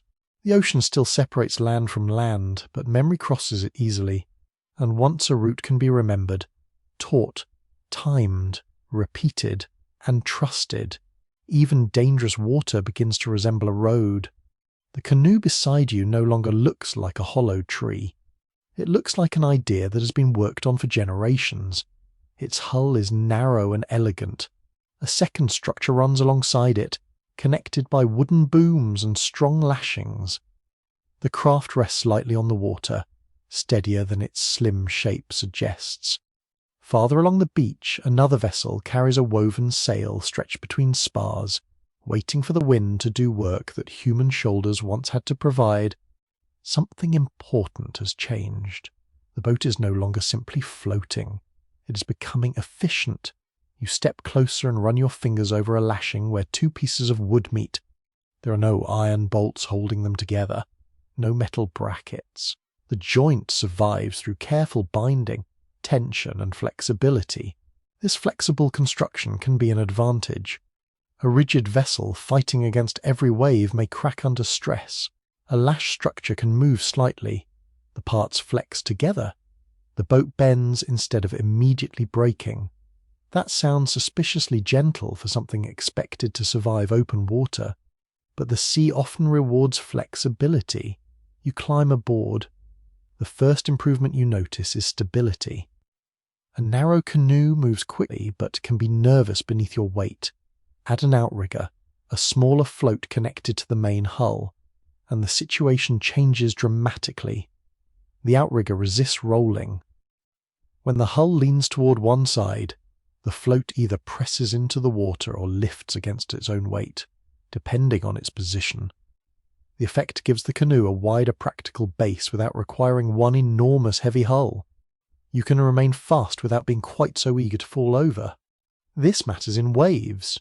It also matters when carrying a sail. Wind pushes against a sail from above the waterline. That force can tip a narrow vessel. Stability becomes essential. The outrigger is therefore not merely a convenient attachment. It allows other technologies to become more useful. A mainstream historical fact is that outrigger canoes become characteristic of many maritime societies across island Southeast Asia, the Indian Ocean, and the Pacific, where they support fishing, trade, migration, and long-distance voyaging. The design varies enormously. Some vessels use one outrigger, some use two, some remain small enough for a single fisher. Others become large travelling craft carrying crews, cargo, and supplies. There is no one perfect canoe. There are families of solutions. You sit in the hull and feel how lightly it responds when someone pushes away from shore. A paddle touches the water. The canoe moves quickly. Then the sail rises. The transformation is immediate. Wind fills woven material with a soft snap. The paddlers pause. The boat continues moving. Perhaps that first experience of sailing feels almost suspicious. For countless journeys, propulsion comes from muscle. Now invisible moving air pulls the craft forward. You still need skill. In fact, the sail creates entirely new opportunities for things to go wrong. But the amount of energy available is enormous. A crew that would tire after hours of hard paddling can travel much farther when the wind cooperates. Wind becomes stored effort provided free of charge by the atmosphere. Naturally, the atmosphere does not provide customer service. It blows too strongly, then barely at all, then from precisely the direction you would prefer it not to. Sailing, therefore, demands a deeper understanding of direction. A simple square or rectangular sail works especially well when the wind comes from behind or from an angle behind. More sophisticated sail shapes can allow a vessel to travel across the wind and, through repeated turns, make progress partly against it. This changes ocean mobility. You no longer have to wait for a wind blowing directly toward your destination. You can work with less convenient winds. The sail itself may be made from woven plant material. Pandanus leaves become important in parts of Oceania. Other fibres can be split, dried, woven, and sewn into panels. A sail must be light enough to raise but strong enough to resist constant pressure. Small tiers need repair. Edges require reinforcement. Salt and sun damage fibres. So sailing technology includes textile technology. Someone has to gather the leaves, prepare them, dry them, weave them, join the panels, maintain them. The ocean machine begins far from the ocean, with hands working fibre on land. You look upward as the sail changes shape. A crew member adjusts a line. The canoe turns slightly. The sail fills again. Everything depends on balance between wind, hull, steering, and human weight. You cannot simply attach a large sail to a tiny canoe and congratulate yourself on technological progress. Too much sail can overpower the vessel. A sudden gust can roll the hull. Cargo can shift. A steering paddle can lose control. So builders and sailors learn proportion through experience. How much sail can this hull carry? How high should it sit? Where should the mast be placed? How many people should move to the windward side? The answers become inherited expertise. Your feet feel the canoe lean. Nobody seems concerned. 2 crew members shift their weight casually. The hull settles. They do not discuss the manoeuvre. They have done it too many times. That kind of coordination makes complex craft possible. The boat works because the crew works as one system. One person watches the sail. One handles steering. Others adjust lines. Someone watches reefs. Someone bails water. Someone keeps an eye on cargo. If the wind strengthens suddenly, everyone already knows what to do. The vessel is technological knowledge made social. A curious footnote is that some traditional sailing canoes can move astonishingly fast despite being built without metal fasteners or modern materials. Long, narrow hulls create less resistance than broad, heavy boats. Light construction allows rapid acceleration. Outriggers provide stability without adding excessive bulk. Efficient sails convert wind into speed. A craft that looks delicate from shore may become remarkably capable once moving. You feel this as the canoe enters open water. The hull begins slicing rather than pushing. Spray rises along one side. The outrigger skips over smaller waves. Wind hums through cordage. The vessel seems to become lighter as it gains speed. You're no longer merely crossing water. You're travelling through it deliberately. Then comes another solution. Instead of adding a float beside one canoe, why not connect 2 full hulls? The double-hulled canoe creates a broad platform between parallel vessels. This produces tremendous stability and carrying capacity. People can occupy the deck between hulls. Cargo can be distributed. Shelter can be added. Food and water can travel in greater quantities. Plants, tools, valuables, and animals can come aboard. A voyage can involve families instead of only a few paddlers. The boat begins to resemble a mobile village. You walk carefully across connecting beams. Water passes between the hulls below you. The structure feels spacious compared with a narrow canoe. There is room to sit, room to store bundles, room to sleep badly but at least horizontally. For long voyages, this matters more than elegance. People need food, fresh water, repair materials, fishing gear, extra cordage, tools, shelter from intense sun. A vessel carrying all of this must remain seaworthy even when loaded. The double hull spreads weight. It also allows larger sails. Large ocean-going canoes in Polynesia and other Pacific societies later become capable of transporting substantial groups over enormous distances. These are not desperate rafts drifting wherever current chooses. They are engineered travelling systems. You watch someone inspect the lashings joining the hulls. Each connection is checked. A broken lashing at sea can become serious. Replacement fibre is therefore carried aboard. Repairs may happen during the voyage. A crew member does not need a shipyard. They need knowledge, cordage, tools, and the ability to work while everything beneath them moves. One scandalous aside is that some seagoing vessels may be dismantled, modified, or rebuilt more easily than a modern observer expects because lashings allow components to be replaced without cutting apart a rigid nailed structure. That modular quality is useful far from home. A cracked beam can be removed. A worn rope can be renewed. A damaged spar can be replaced with local timber after reaching an island. The machine remains repairable with technologies the crew already understands. Now you watch the sail change position again. Wind comes from the side. Instead of turning the entire vessel around in the manner familiar from many later European ships, some canoe designs can reverse their sailing direction by shifting the sail arrangement so that what served as one end effectively becomes the other. This technique, associated especially with certain Pacific proa traditions, is called shunting.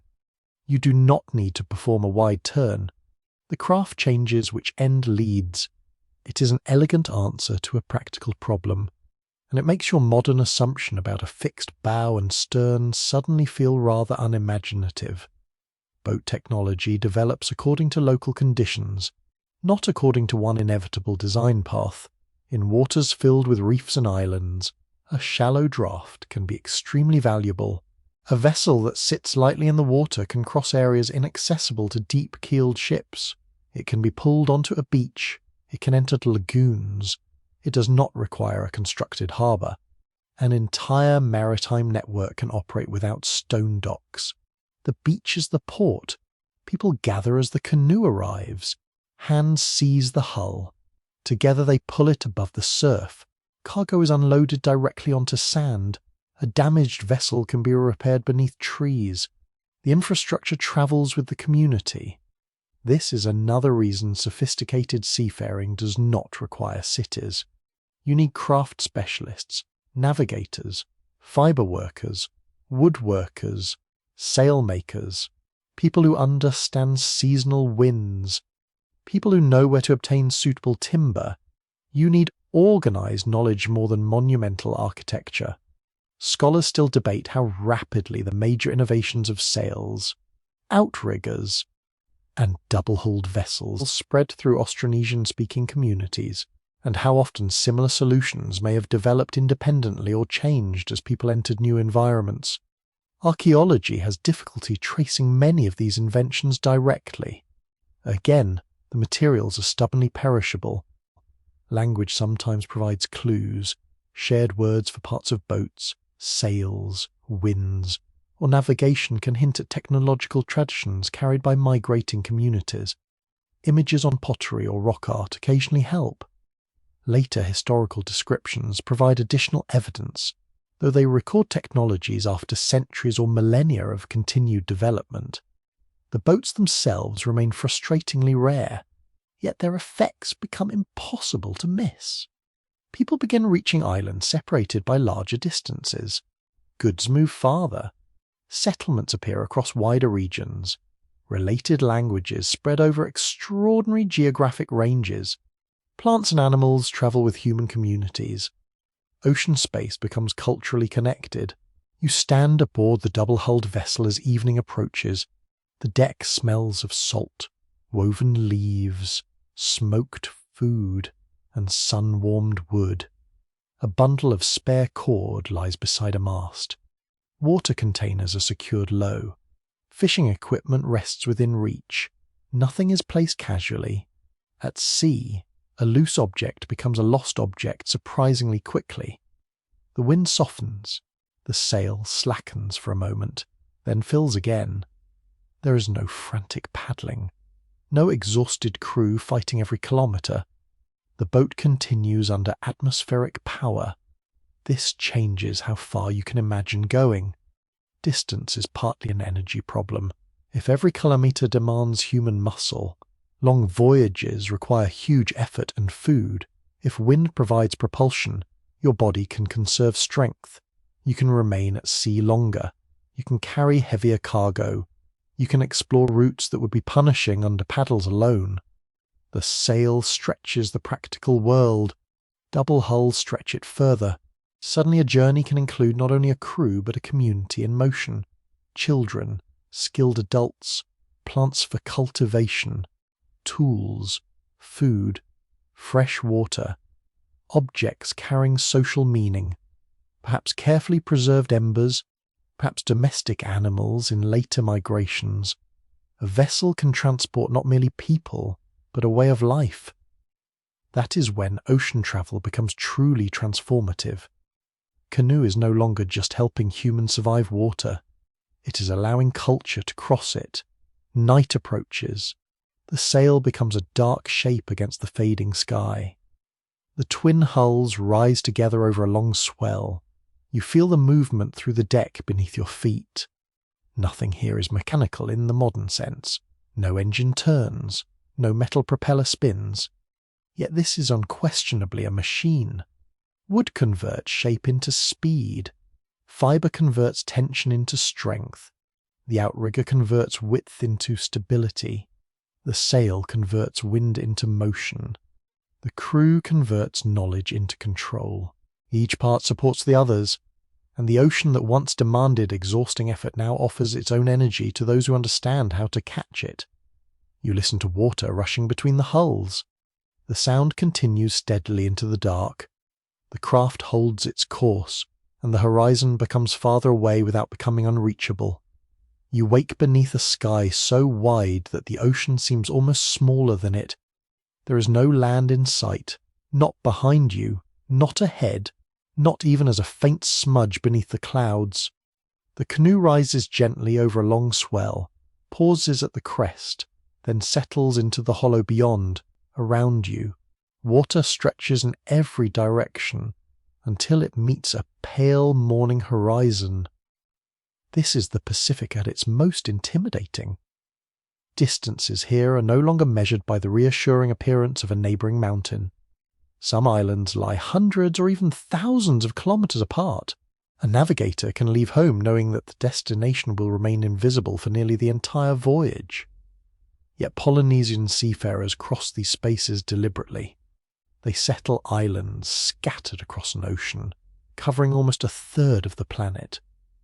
They reach Samoa and Tonga, then move outward into the enormous region later known as the Polynesian Triangle, bounded broadly by Hawaii in the north, Rapa Nui in the southeast, and Aotearoa, New Zealand, in the southwest.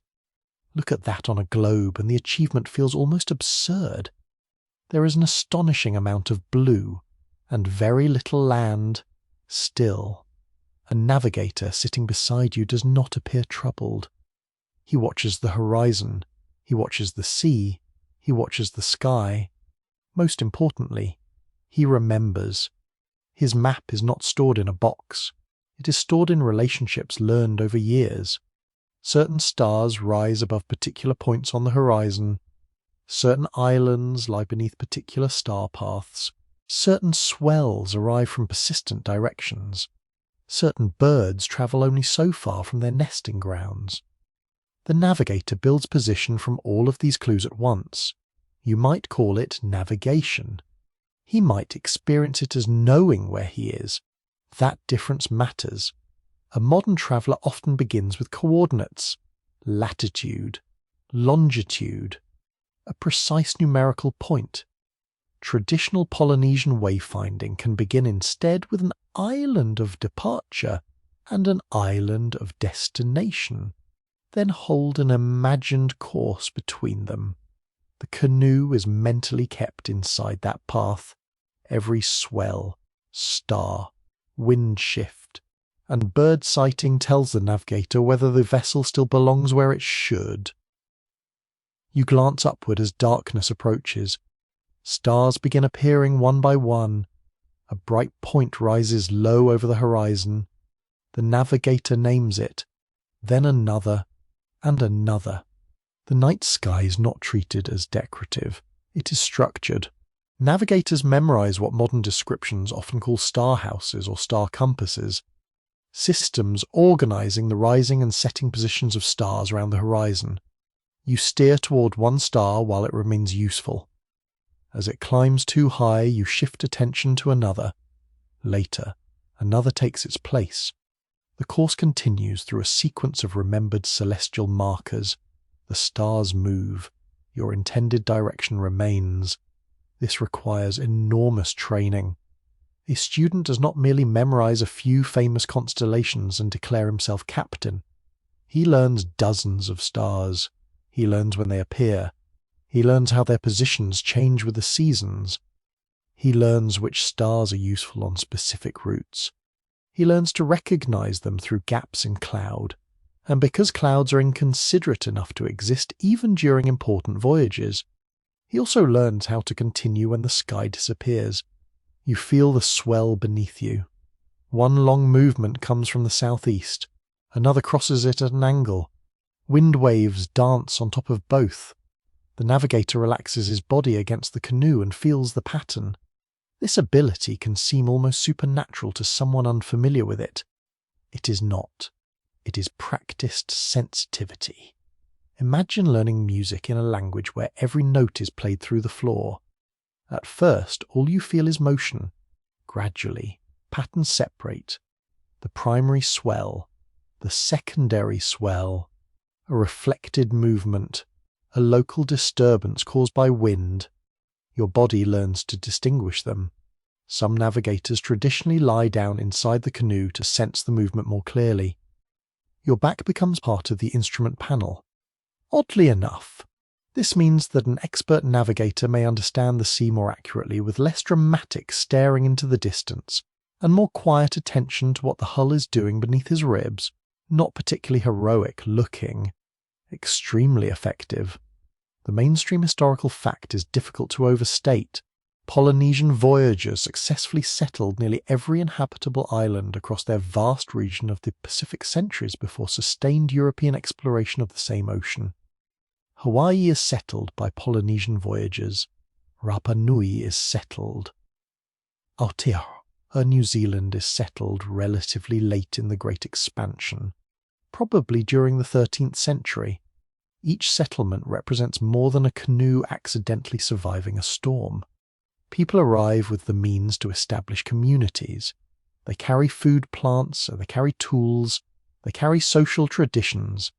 In many cases, they carry animals such as pigs, dogs, and chickens. Although the exact combinations vary from island to island, they bring knowledge of cultivation, they bring names, they bring genealogies, they bring stories. An empty island becomes a human landscape. You look around the deck. Cargo is carefully organized. Taro, yams, breadfruit where appropriate, bananas, coconuts. Plant cuttings must survive salt spray and exposure. Fresh water must last long enough. Food must be protected from spoilage. Animals, when carried, create their own delightful complications. A pig aboard an ocean canoe does not become more cooperative merely because the voyage is historically significant. It needs space. It needs restraint. It produces waste. It may object loudly to the entire arrangement. Human migration, as usual, looks more elegant on maps than in person. The canoe continues over open water. Navigation now depends on dead reckoning as well as environmental clues. You estimate speed. You remember time. You account for drift. If the canoe has travelled at roughly this pace for this many hours, then it should now occupy a particular part of the mental route. No one writes down the calculation. It lives in disciplined memory. That memory is constantly updated. Wind stronger than expected means greater distance. A contrary current means less progress. A change in swell may suggest the canoe has crossed into a different ocean pattern. The navigator adjusts the imagined position. This is demanding because there is no fixed landmark to confirm the estimate. The ocean offers feedback indirectly. You live inside an ongoing hypothesis. Where are we? Probably here. Does the sea agree? Mostly. Then continue. Clouds become useful again during daylight. Some islands generate persistent cloud formations. Lagoon water may reflect a greenish tint onto the underside of clouds. Deep ocean produces different visual effects from shallow reef water. Floating vegetation can appear. The colour of the sea changes. You begin watching birds more carefully as the voyage enters the expected region of the destination. Certain species feed at sea but return to land daily. A flock travelling purposefully near sunset can be valuable. The navigator watches direction, not just presence. A bird circling lazily over open water tells you little. A repeated stream of birds moving toward one section of horizon tells you much more. There is a curious footnote in Polynesian navigation traditions involving the use of birds as living clues to land. Stories and historical accounts describe voyagers observing species with predictable ranges, and in some traditions birds may even be carried aboard and released, their flight potentially offering hints about nearby land. Whether every famous tale reflects routine historical practice is difficult to prove, but the underlying principle is sound. Bird behavior reveals geography. The bird does not know it has been promoted to navigational assistant. It is simply going home. You borrow the information. The voyage continues. Days at sea are not filled entirely with solemn calculation. People eat, sleep, talk, repair lines, check lashings, fish, bail water, protect food from spray. Children, on settlement voyages, need care. Adults become tired. Tempers shorten. Someone tells a story. Someone sings. The canoe is a community compressed into a floating platform. Social discipline matters enormously. A navigator may hold great authority concerning the course, but a vessel still requires cooperation. If the crew refuses instructions at the wrong moment, celestial knowledge becomes somewhat less useful. Leadership, trust, and shared expectation help keep the voyage functioning. The social preparation may begin long before departure. Routes are remembered through generations. Genealogies connect islands. Oral traditions preserve the names of ancestral voyagers. Place names can travel with settlers, creating echoes of older homelands in new landscapes. Language itself carries maritime history across the ocean. Related Polynesian languages spread across enormous distances, revealing the shared heritage of communities whose islands may lie thousands of kilometers apart. A person from one island would not necessarily understand every other island community perfectly, but the relationships remain visible in vocabulary, grammar, cultural concepts, and ancestral traditions. The ocean separates, language connects. Historians still argue whether particular phases of Polynesian expansion were driven primarily by population pressure, political rivalry, environmental change, planned exploration, prestige, or the ordinary desire of ambitious families to establish new communities. There may never be one answer. Human beings migrate for overlapping reasons. A dispute can push one group away. A shortage can encourage movement. A skilled navigator can make departure seem less dangerous. A leader may seek status. A younger generation may simply see possibility beyond the familiar. The same canoe can carry necessity and curiosity together. The settlement of Rapa Nui makes the scale especially vivid. You approach one of the most isolated inhabited islands on Earth. Its nearest substantial neighbours lie very far away. Yet Polynesian voyagers find it. They settle it. They create agriculture in challenging conditions. Over generations, their descendants produce the enormous stone statues now called moai. Whatever later histories unfold on the island, the first astonishing fact is arrival. Someone navigates to this tiny target in the southeastern Pacific. That target is almost offensively small compared with the ocean surrounding it. Hawaii presents another extraordinary destination. The Hawaiian archipelago lies far north of central Polynesian homelands. A successful voyage requires crossing immense open water. Repeated contact between Hawaii and parts of central Polynesia may have occurred during periods of early settlement, although details remain debated. Arguments split over how frequent later return voyages were, how specific oral traditions should be interpreted, and how archaeological evidence fits the chronology. The absence of written ship logs makes every route harder to reconstruct. Still, the settlement itself cannot be argued away. People arrive. The stars do not need to leave a written testimony. The islands provide it. Then there is Aotearoa, New Zealand. Its environment differs sharply from tropical Polynesia. The climate is cooler. Seasons feel more pronounced. The landscape supports unfamiliar resources. Polynesian settlers adapt rapidly, developing the culture that becomes Maori society. Navigation gets them there. Adaptation allows them to remain. This reveals a broader truth about ocean settlement. The voyage is only part of the challenge. A navigator can find the island, but settlers must learn it. Which plants grow well? Which birds can be hunted? Where does frost appear? Which timber works? How should houses change? What foods can survive winter? Migration transforms both traveller and destination. Night falls again. The sea becomes black. Stars brighten above you. The navigator speaks quietly, naming points in the sky. You understand only a fraction of what he holds in memory. That may be the most impressive part. No compass needle trembles beside him. No chart shows a route. No satellite reports position. Yet he is not wandering. He knows the expected star sequence. He knows the swell. He knows how many days have passed. He knows when birds should begin appearing. He knows what cloud forms might suggest. Knowledge has replaced instruments.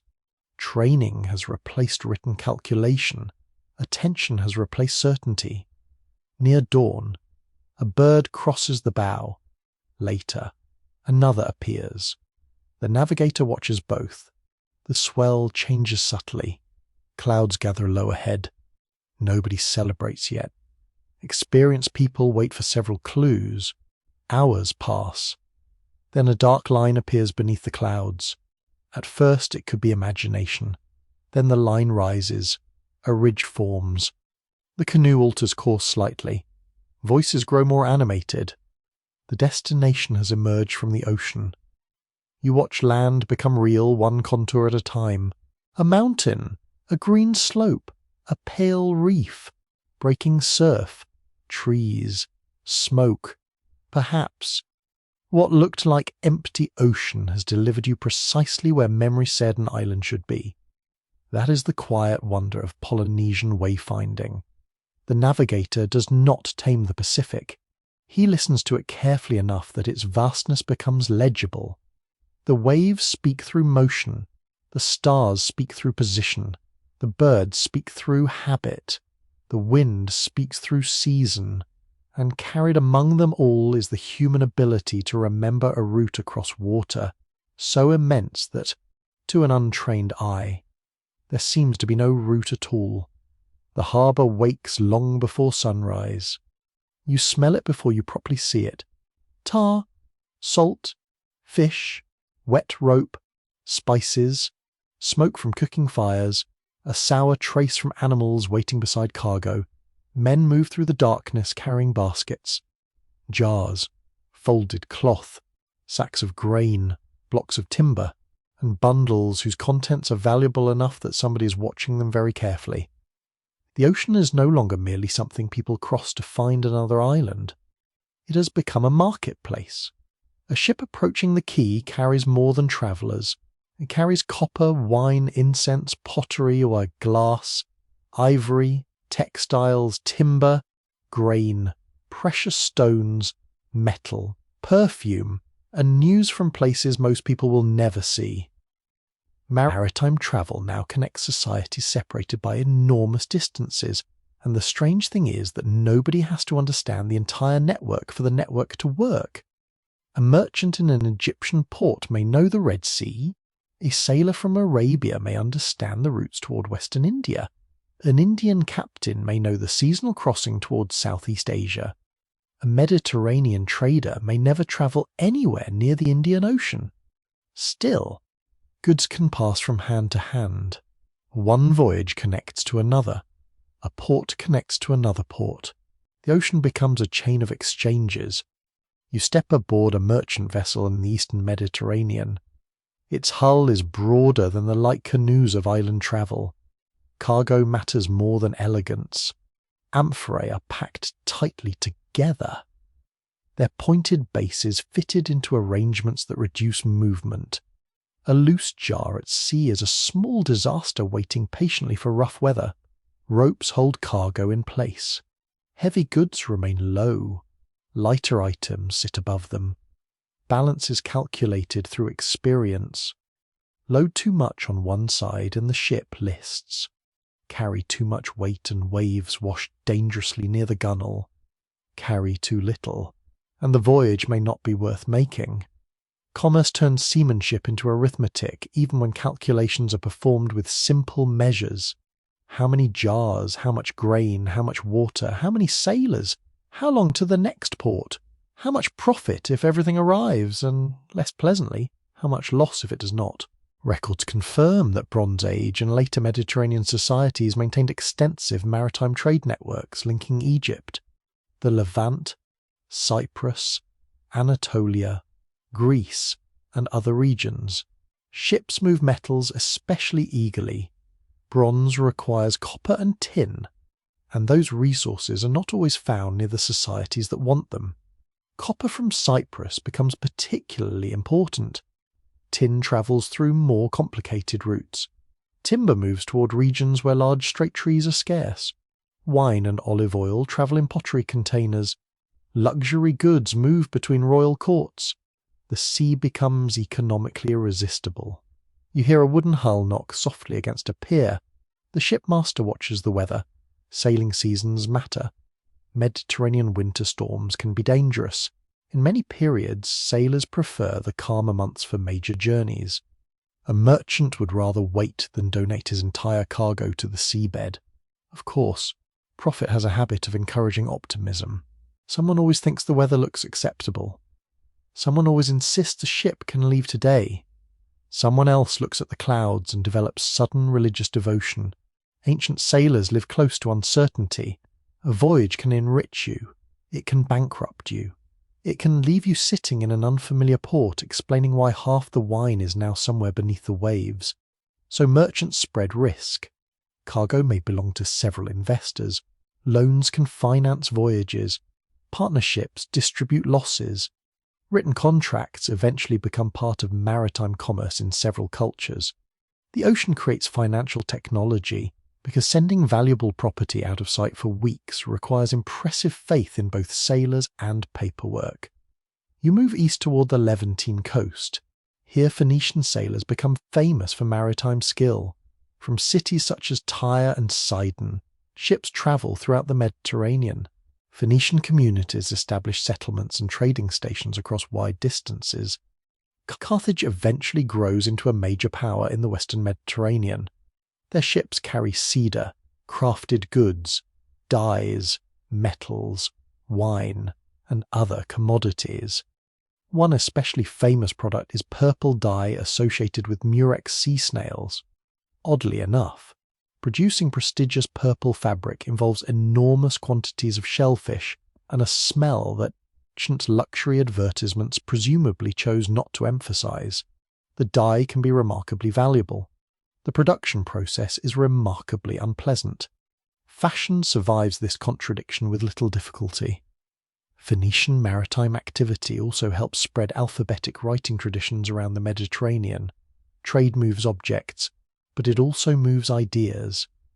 A sailor learns foreign words. A merchant adopts another region's weights. A craftsman copies a design seen on imported pottery. Religious symbols travel, stories travel, technology travels. Ports become places where cultures brush against one another constantly. You walk through one such harbour. You hear several languages. A local official argues about fees. Foreign sailors bargain for food. A craftsman repairs a damaged steering oar. Someone sells fruit. Someone cheats someone else with scales that may or may not be entirely trustworthy. A port is less like a doorway between civilizations and more like a crowded kitchen where everyone has arrived carrying different ingredients. The Mediterranean is only one part of the story. Farther south and east, the Red Sea opens another corridor. Egyptian expeditions travel toward the land known to them as Punt, probably located somewhere around the southern Red Sea and Horn of Africa region. Although its precise geography remains debated, ships return with incense, aromatic resins, exotic animals, ebony, ivory, and other desirable goods. Incense is especially important. Frankincense and myrrh become valued across religious, medical, and elite settings. Their fragrances travel farther than the trees that produce them. You smell resin warming over coals. A thin stream of scented smoke rises. The aroma in a temple hundreds of kilometers away may begin with a sailor loading sacks near an Arabian or African shore. That is maritime trade at its most invisible. The object reaches you. The journey disappears. Move farther into the Indian Ocean and wind becomes the great organizer. Here the monsoon system shapes travel on an enormous scale. Seasonal winds reverse direction during different parts of the year. Sailors learn to use this pattern rather than fight it. Leave during one season and winds carry you across the Arabian Sea toward India. Wait for the reversal and the return journey becomes possible. The calendar becomes part of navigation. You cannot simply decide that Tuesday seems convenient. The atmosphere has scheduled the voyage months in advance. A mainstream historical fact is that by the early centuries of the Common Era, maritime trade links Roman Egypt with ports in Arabia, Eastern Africa, and India on a large scale. Ships sailing from Red Sea ports can cross toward the Indian subcontinent using seasonal winds. Indian goods move west. Mediterranean goods move east. Roman coins have been found in India. Indian spices and luxury products reach Mediterranean markets. The distance is considerable, but regular sailing knowledge makes it manageable. You board a larger merchant ship heading away from the Red Sea coast. The crew waits for favourable wind. Fresh water fills containers. Food is loaded. The voyage may involve long stretches without land. Now commercial sailing requires careful provisioning. You cannot assume a convenient beach appears every evening. Water becomes precious. Grain can be carried dry. Dates keep reasonably well. Salted or dried foods survive longer than fresh meat. Fishing can supplement supplies, but relying entirely on catching dinner in the middle of an ocean is the sort of plan that sounds more adventurous before hunger begins. Rats may also join the voyage. They have not paid. They contribute very little. They remain extremely committed passengers. A curious footnote in maritime history is that unwanted animals and insects often travel along trade routes just as efficiently as expensive cargo. Rats, beetles, mosquitoes, and other hitchhikers can move between ports. Disease can travel too. A busy maritime network connects populations biologically as well as economically. The benefits of trade therefore carry quieter dangers. You cross toward India. Ports on the western coast receive merchants from Arabia and farther west. Pepper becomes one of the most famous exports. So do gemstones, pearls, textiles, ivory, aromatics, and other valuable goods. Fine Indian cotton fabrics can travel widely.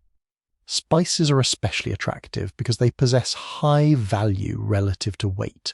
That matters enormously aboard a ship. A cargo hold filled with cheap bulky goods may earn less than a small quantity of something rare. Every metre of storage has economic value. You begin to understand why tiny peppercorns can inspire journeys across an ocean. Nobody needs 10 tons of decorative stone when a much lighter cargo can produce greater profit.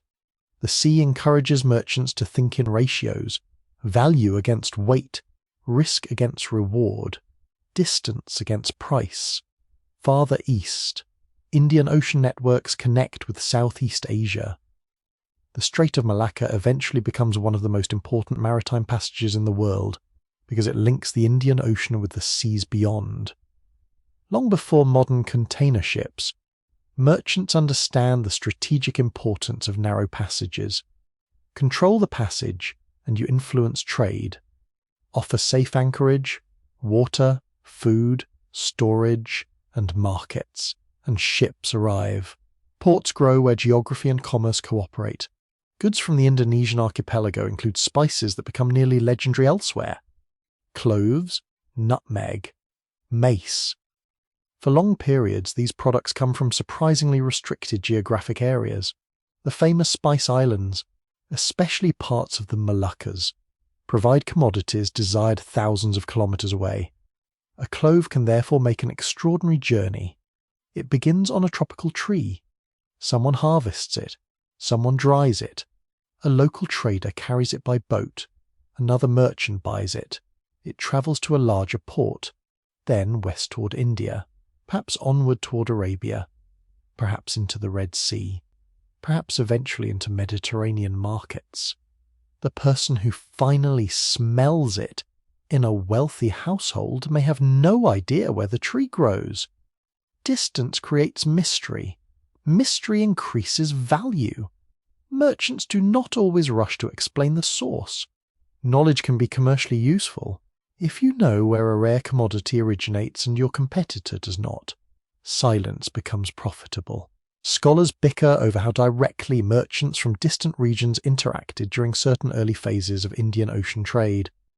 Was a product carried through many intermediaries, each covering part of the route? Did some sailors regularly make much longer journeys? How quickly did foreign communities become established in major ports? Different evidence produces different answers. Shipwrecks tell one story, coins tell another, ceramics tell another. Written travel accounts add fragments. Together they reveal an ocean increasingly organized by predictable movement. African sailors and merchants participate deeply in these exchanges. Along the eastern African coast, communities trade ivory, animal products, metals, timber, and later gold, among other goods. Connections across the western Indian Ocean contribute over centuries to the development of Swahili coastal culture, where African foundations interact with broader Indian Ocean influences. Ports face outward toward Arabia, Persia, and India while remaining connected to African interiors. You arrive near one of these coasts with the seasonal wind. The harbour is not an isolated edge of Africa. It is part of an oceanic world. Goods move inland, other goods move toward the sea. Caravans and ships meet indirectly. The shoreline becomes the seam between two transportation systems. One uses feet and animals. The other uses hulls and wind. The same pattern appears elsewhere. A port succeeds not merely because ships can anchor there. It succeeds because something lies behind it. A river, a productive farming region, a mining area, a caravan road, a political centre. Maritime commerce depends on land routes feeding the coast. You cannot trade what never reaches the harbour. In the Mediterranean, grain provides an especially clear example. Large cities require enormous quantities of food. Rome eventually depends heavily on imported grain, particularly from regions such as Egypt and North Africa. Ships can carry bulk cargo more efficiently than carts moving the same quantity over long distances. The sea becomes infrastructure. A city can grow larger because ships feed it. Harbours become essential political assets. Lighthouses and harbour works improve safety. Warehouses rise near docks. Officials inspect cargo. Taxes appear naturally. Humanity may invent a profitable trade route, and government will eventually notice there is paperwork available. One scandalous aside is that smuggling is almost certainly nearly as old as customs duties. A hidden compartment needs no philosophical explanation. If authorities charge a fee, somebody begins wondering whether that jar truly needs to be mentioned. Commercial seafaring creates rules because valuable cargo creates disputes. Who owns goods thrown overboard during a storm to save a ship? Who pays when cargo is damaged? What happens when a merchant dies overseas? What if a captain diverts to another port? Maritime law develops partly because the ocean produces problems that land contracts do not handle neatly. The voyage has become institutional. That may be the greatest change you feel as your merchant vessel enters a crowded harbour at dusk. You're not arriving at a random beach. Pilots may know the local entrance. Dock workers wait. Warehouses stand nearby. Money changes hands. Officials record goods. Carriers move cargo inland. Another vessel is already preparing to depart. Ocean travel now operates according to schedules set by seasons, markets, politics, and demand. The sea still storms, ships still sink, navigators still make mistakes, but regularity has arrived. A merchant can plan around a voyage, a government can depend upon maritime imports, a city can expect foreign products. A sailor can make the same route repeatedly enough to know which tavern near the harbour is overpriced and visit it anyway. You step onto the quay. Behind you, the ship settles lower as new cargo comes aboard. Ahead, baskets of spices disappear into streets lit by small lamps. The scent of incense mixes with fish and smoke. Coins pass from hand to hand. Languages overlap, somewhere far away. Another crew is preparing to catch another seasonal wind. The oceans have become roads carrying not only humans, but economies. You stand beside a quiet stretch of coast with the tide moving slowly around your ankles. And the strangest thing about ancient ocean travel is how little of it survives. A stone blade can remain underground for tens of thousands of years. A wooden paddle usually cannot. A hearth may leave charcoal. A woven sail disappears. Shells survive. Rope rots. Human bones can endure under favourable conditions. A raft made from reeds may vanish so completely that even its shape becomes speculation. So when you ask how ancient humans actually crossed oceans, you are trying to reconstruct an activity built largely from materials that nature is very good at erasing. The evidence therefore arrives indirectly. People appear on islands that were never connected to continents by dry land. Stone tools appear where their makers could only have reached by water. Plants and animals turn up far from their original ranges. Languages spread across archipelagos. Styles of pottery travel. Obsidian from one volcanic island appears on another shore. Shell ornaments cross distances greater than ordinary walking can explain. Each clue is small. Together, they make the ocean crowded with invisible journeys. You pick up a dark piece of volcanic glass. Obsidian fractures into extremely sharp edges and can be traced chemically to particular geological sources. If an obsidian artifact is found hundreds of kilometers from the volcano where the stone formed, someone moved it. Perhaps one traveller carries it all the way. Perhaps it passes between several communities. Either way, the material reveals connection. This is one of the most useful principles in maritime archaeology. Sometimes you cannot find the boat, you find what the boat carried.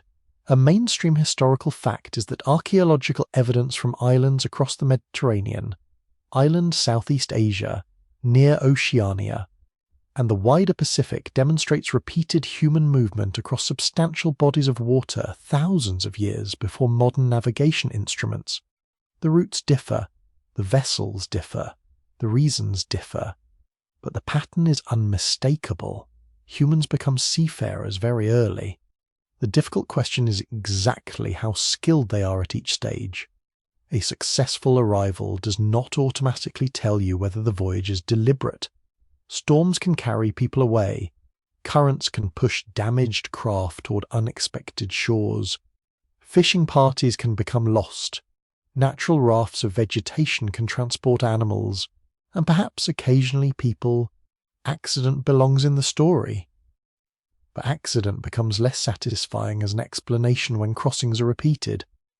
One canoe washing ashore by chance is possible.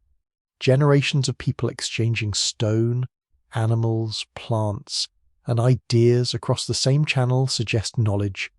You begin to separate two very different things: survival at sea, navigation at sea. A person can survive an accidental voyage. A navigator expects to return. That expectation changes everything. You imagine a small coastal community deciding whether a vessel should leave. Nobody needs to possess a modern weather forecast. An experienced elder looks at the clouds. Another person studies the current near the rocks. Someone notices the wind has remained unusual for 2 days. The departure is postponed. Nothing happens. That nothing may be evidence of skill. Of course, archaeology cannot preserve a cancelled voyage. It cannot excavate a wise decision not to launch. That makes ancient maritime competence difficult to measure. Success leaves traces. Caution usually does not. The most valuable seamanship may consist of decisions invisible to history. Wait. Turn back. Carry more water. Repair that lashing. Do not overload the stern. Leave tomorrow. Those sentences save lives, yet they leave no artifact. This is why practical knowledge matters so much. Ocean travel does not require one miraculous invention.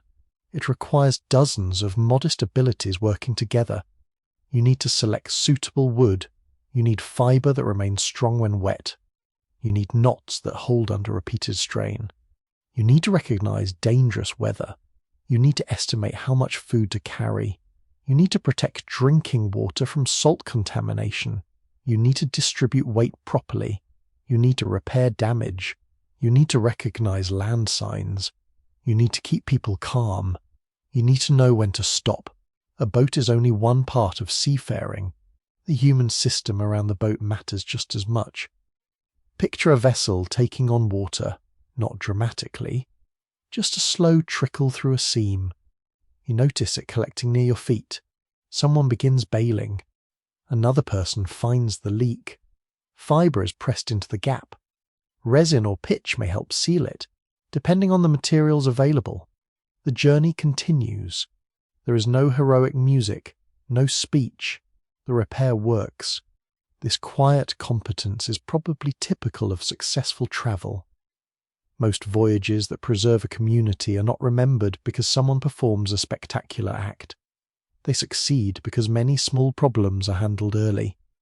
One curious footnote is that ancient sailors sometimes carry repair materials specifically because a vessel at sea is expected to need attention. Spare cordage, wooden pieces, tools, and sealing substances can turn a frightening failure into routine maintenance.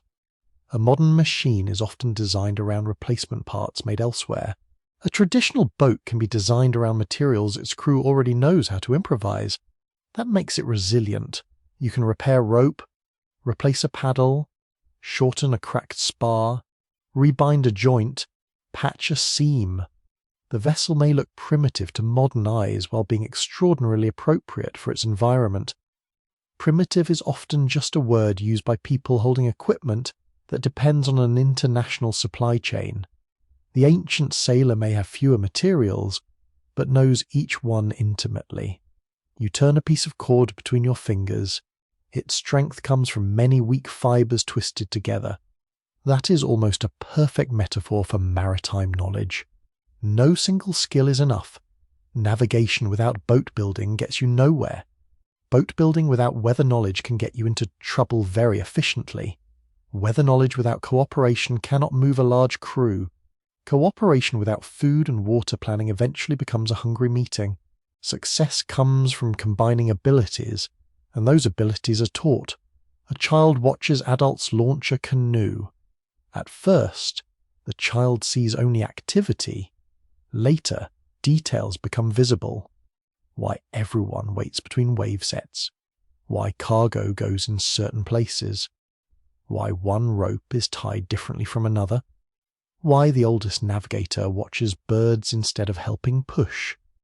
Knowledge enters the body through repetition. You do not need a classroom. The shoreline is the classroom. A voyage is partly apprenticeship. Every crossing teaches the next generation what the sea tolerates. Mistakes become stories. A damaged canoe becomes instruction. A missing crew becomes warning. Perhaps a dangerous reef receives a name connected to someone who failed to notice it. Perhaps a seasonal wind is remembered through a tale of an ancestor who returned safely. Oral tradition can store risk information inside stories that are easier to remember than abstract rules. This is where myth, memory, and practical knowledge overlap.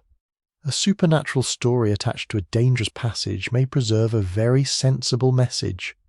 Do not cross there casually.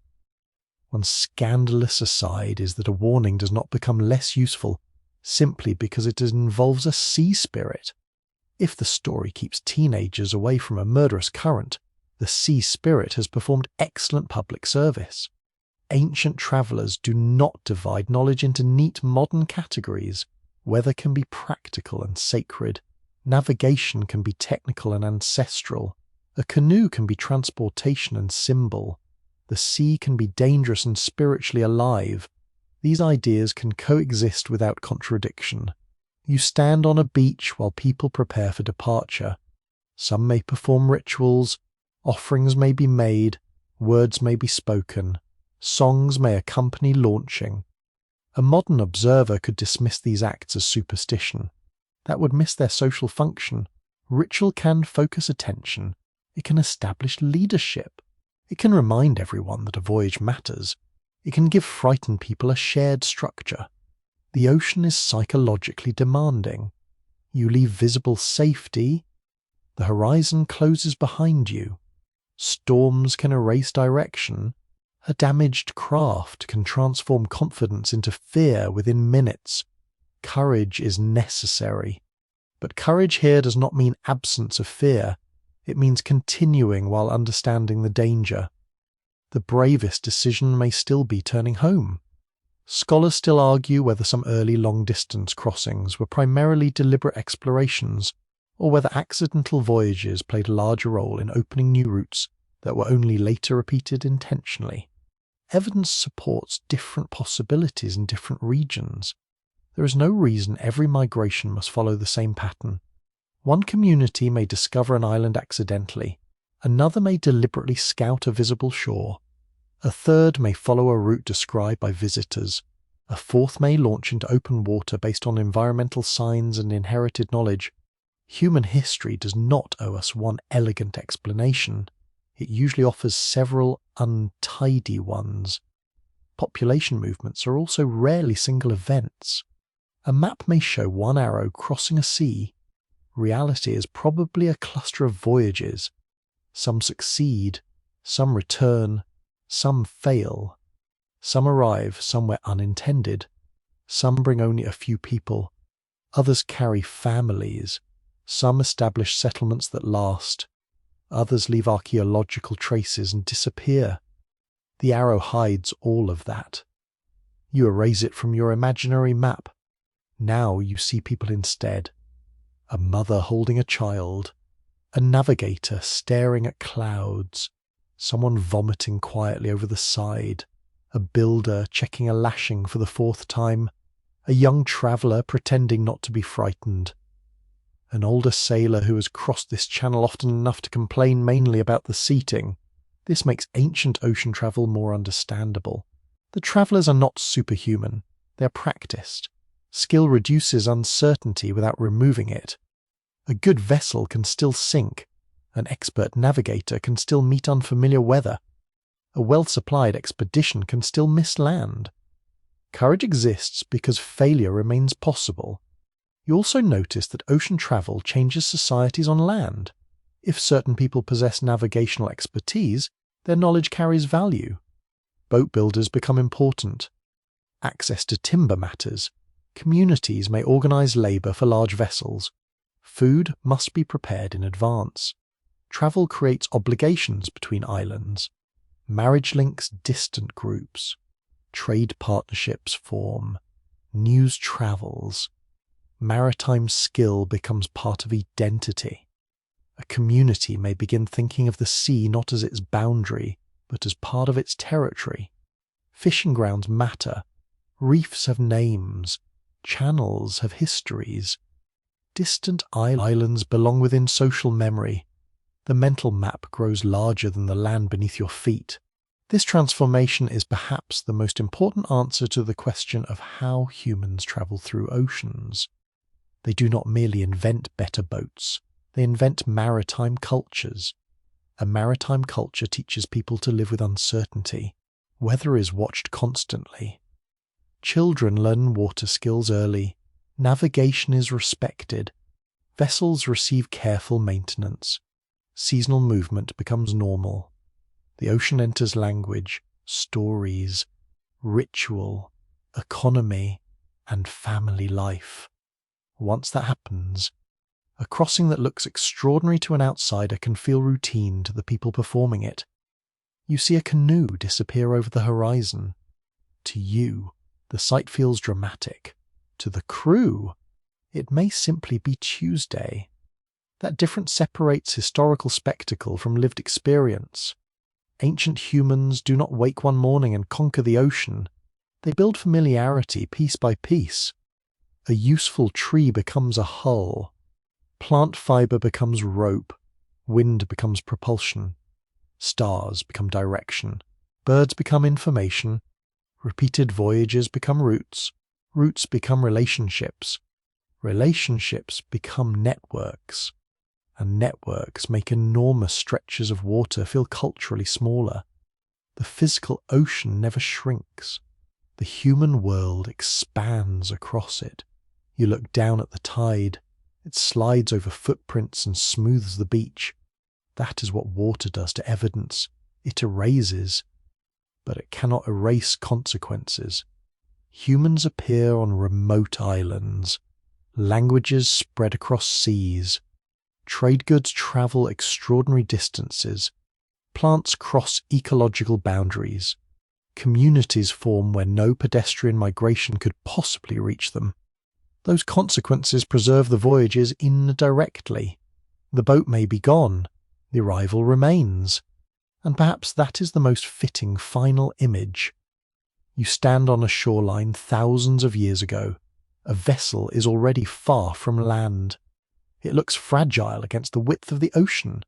The crew carries no compass, no chart, no engine, no radio. What they carry is quieter. Memory, observation, experience, cooperation, repair skills, knowledge of wind, knowledge of water, and the willingness to trust all of those things together. That is how ancient humans cross oceans. Not through one lost secret, through countless ordinary skills practiced until the impossible begins to feel familiar. The shoreline grows softer now as evening settles over the water. The last canoe has become a tiny shape, then a speck, then nothing at all. You no longer need to follow it. The route continues without you, carried by people who know the stars above them and the movement beneath the hull. The tide reaches higher across the sand. Warm water surrounds your feet, then slips away. The sounds become simpler. One wave, then another. A faint wooden creak somewhere beyond the darkness. You can leave the questions with the sea tonight. The precise shape of the oldest raft. The name of the first navigator. The reason someone first chose a distant horizon. None of it needs an answer before sleep. For now, there is only calm water, a steady sky, and the quiet thought that humans have always found ways to move toward distant shores. Let the horizon fade. Let the ocean darken and rest.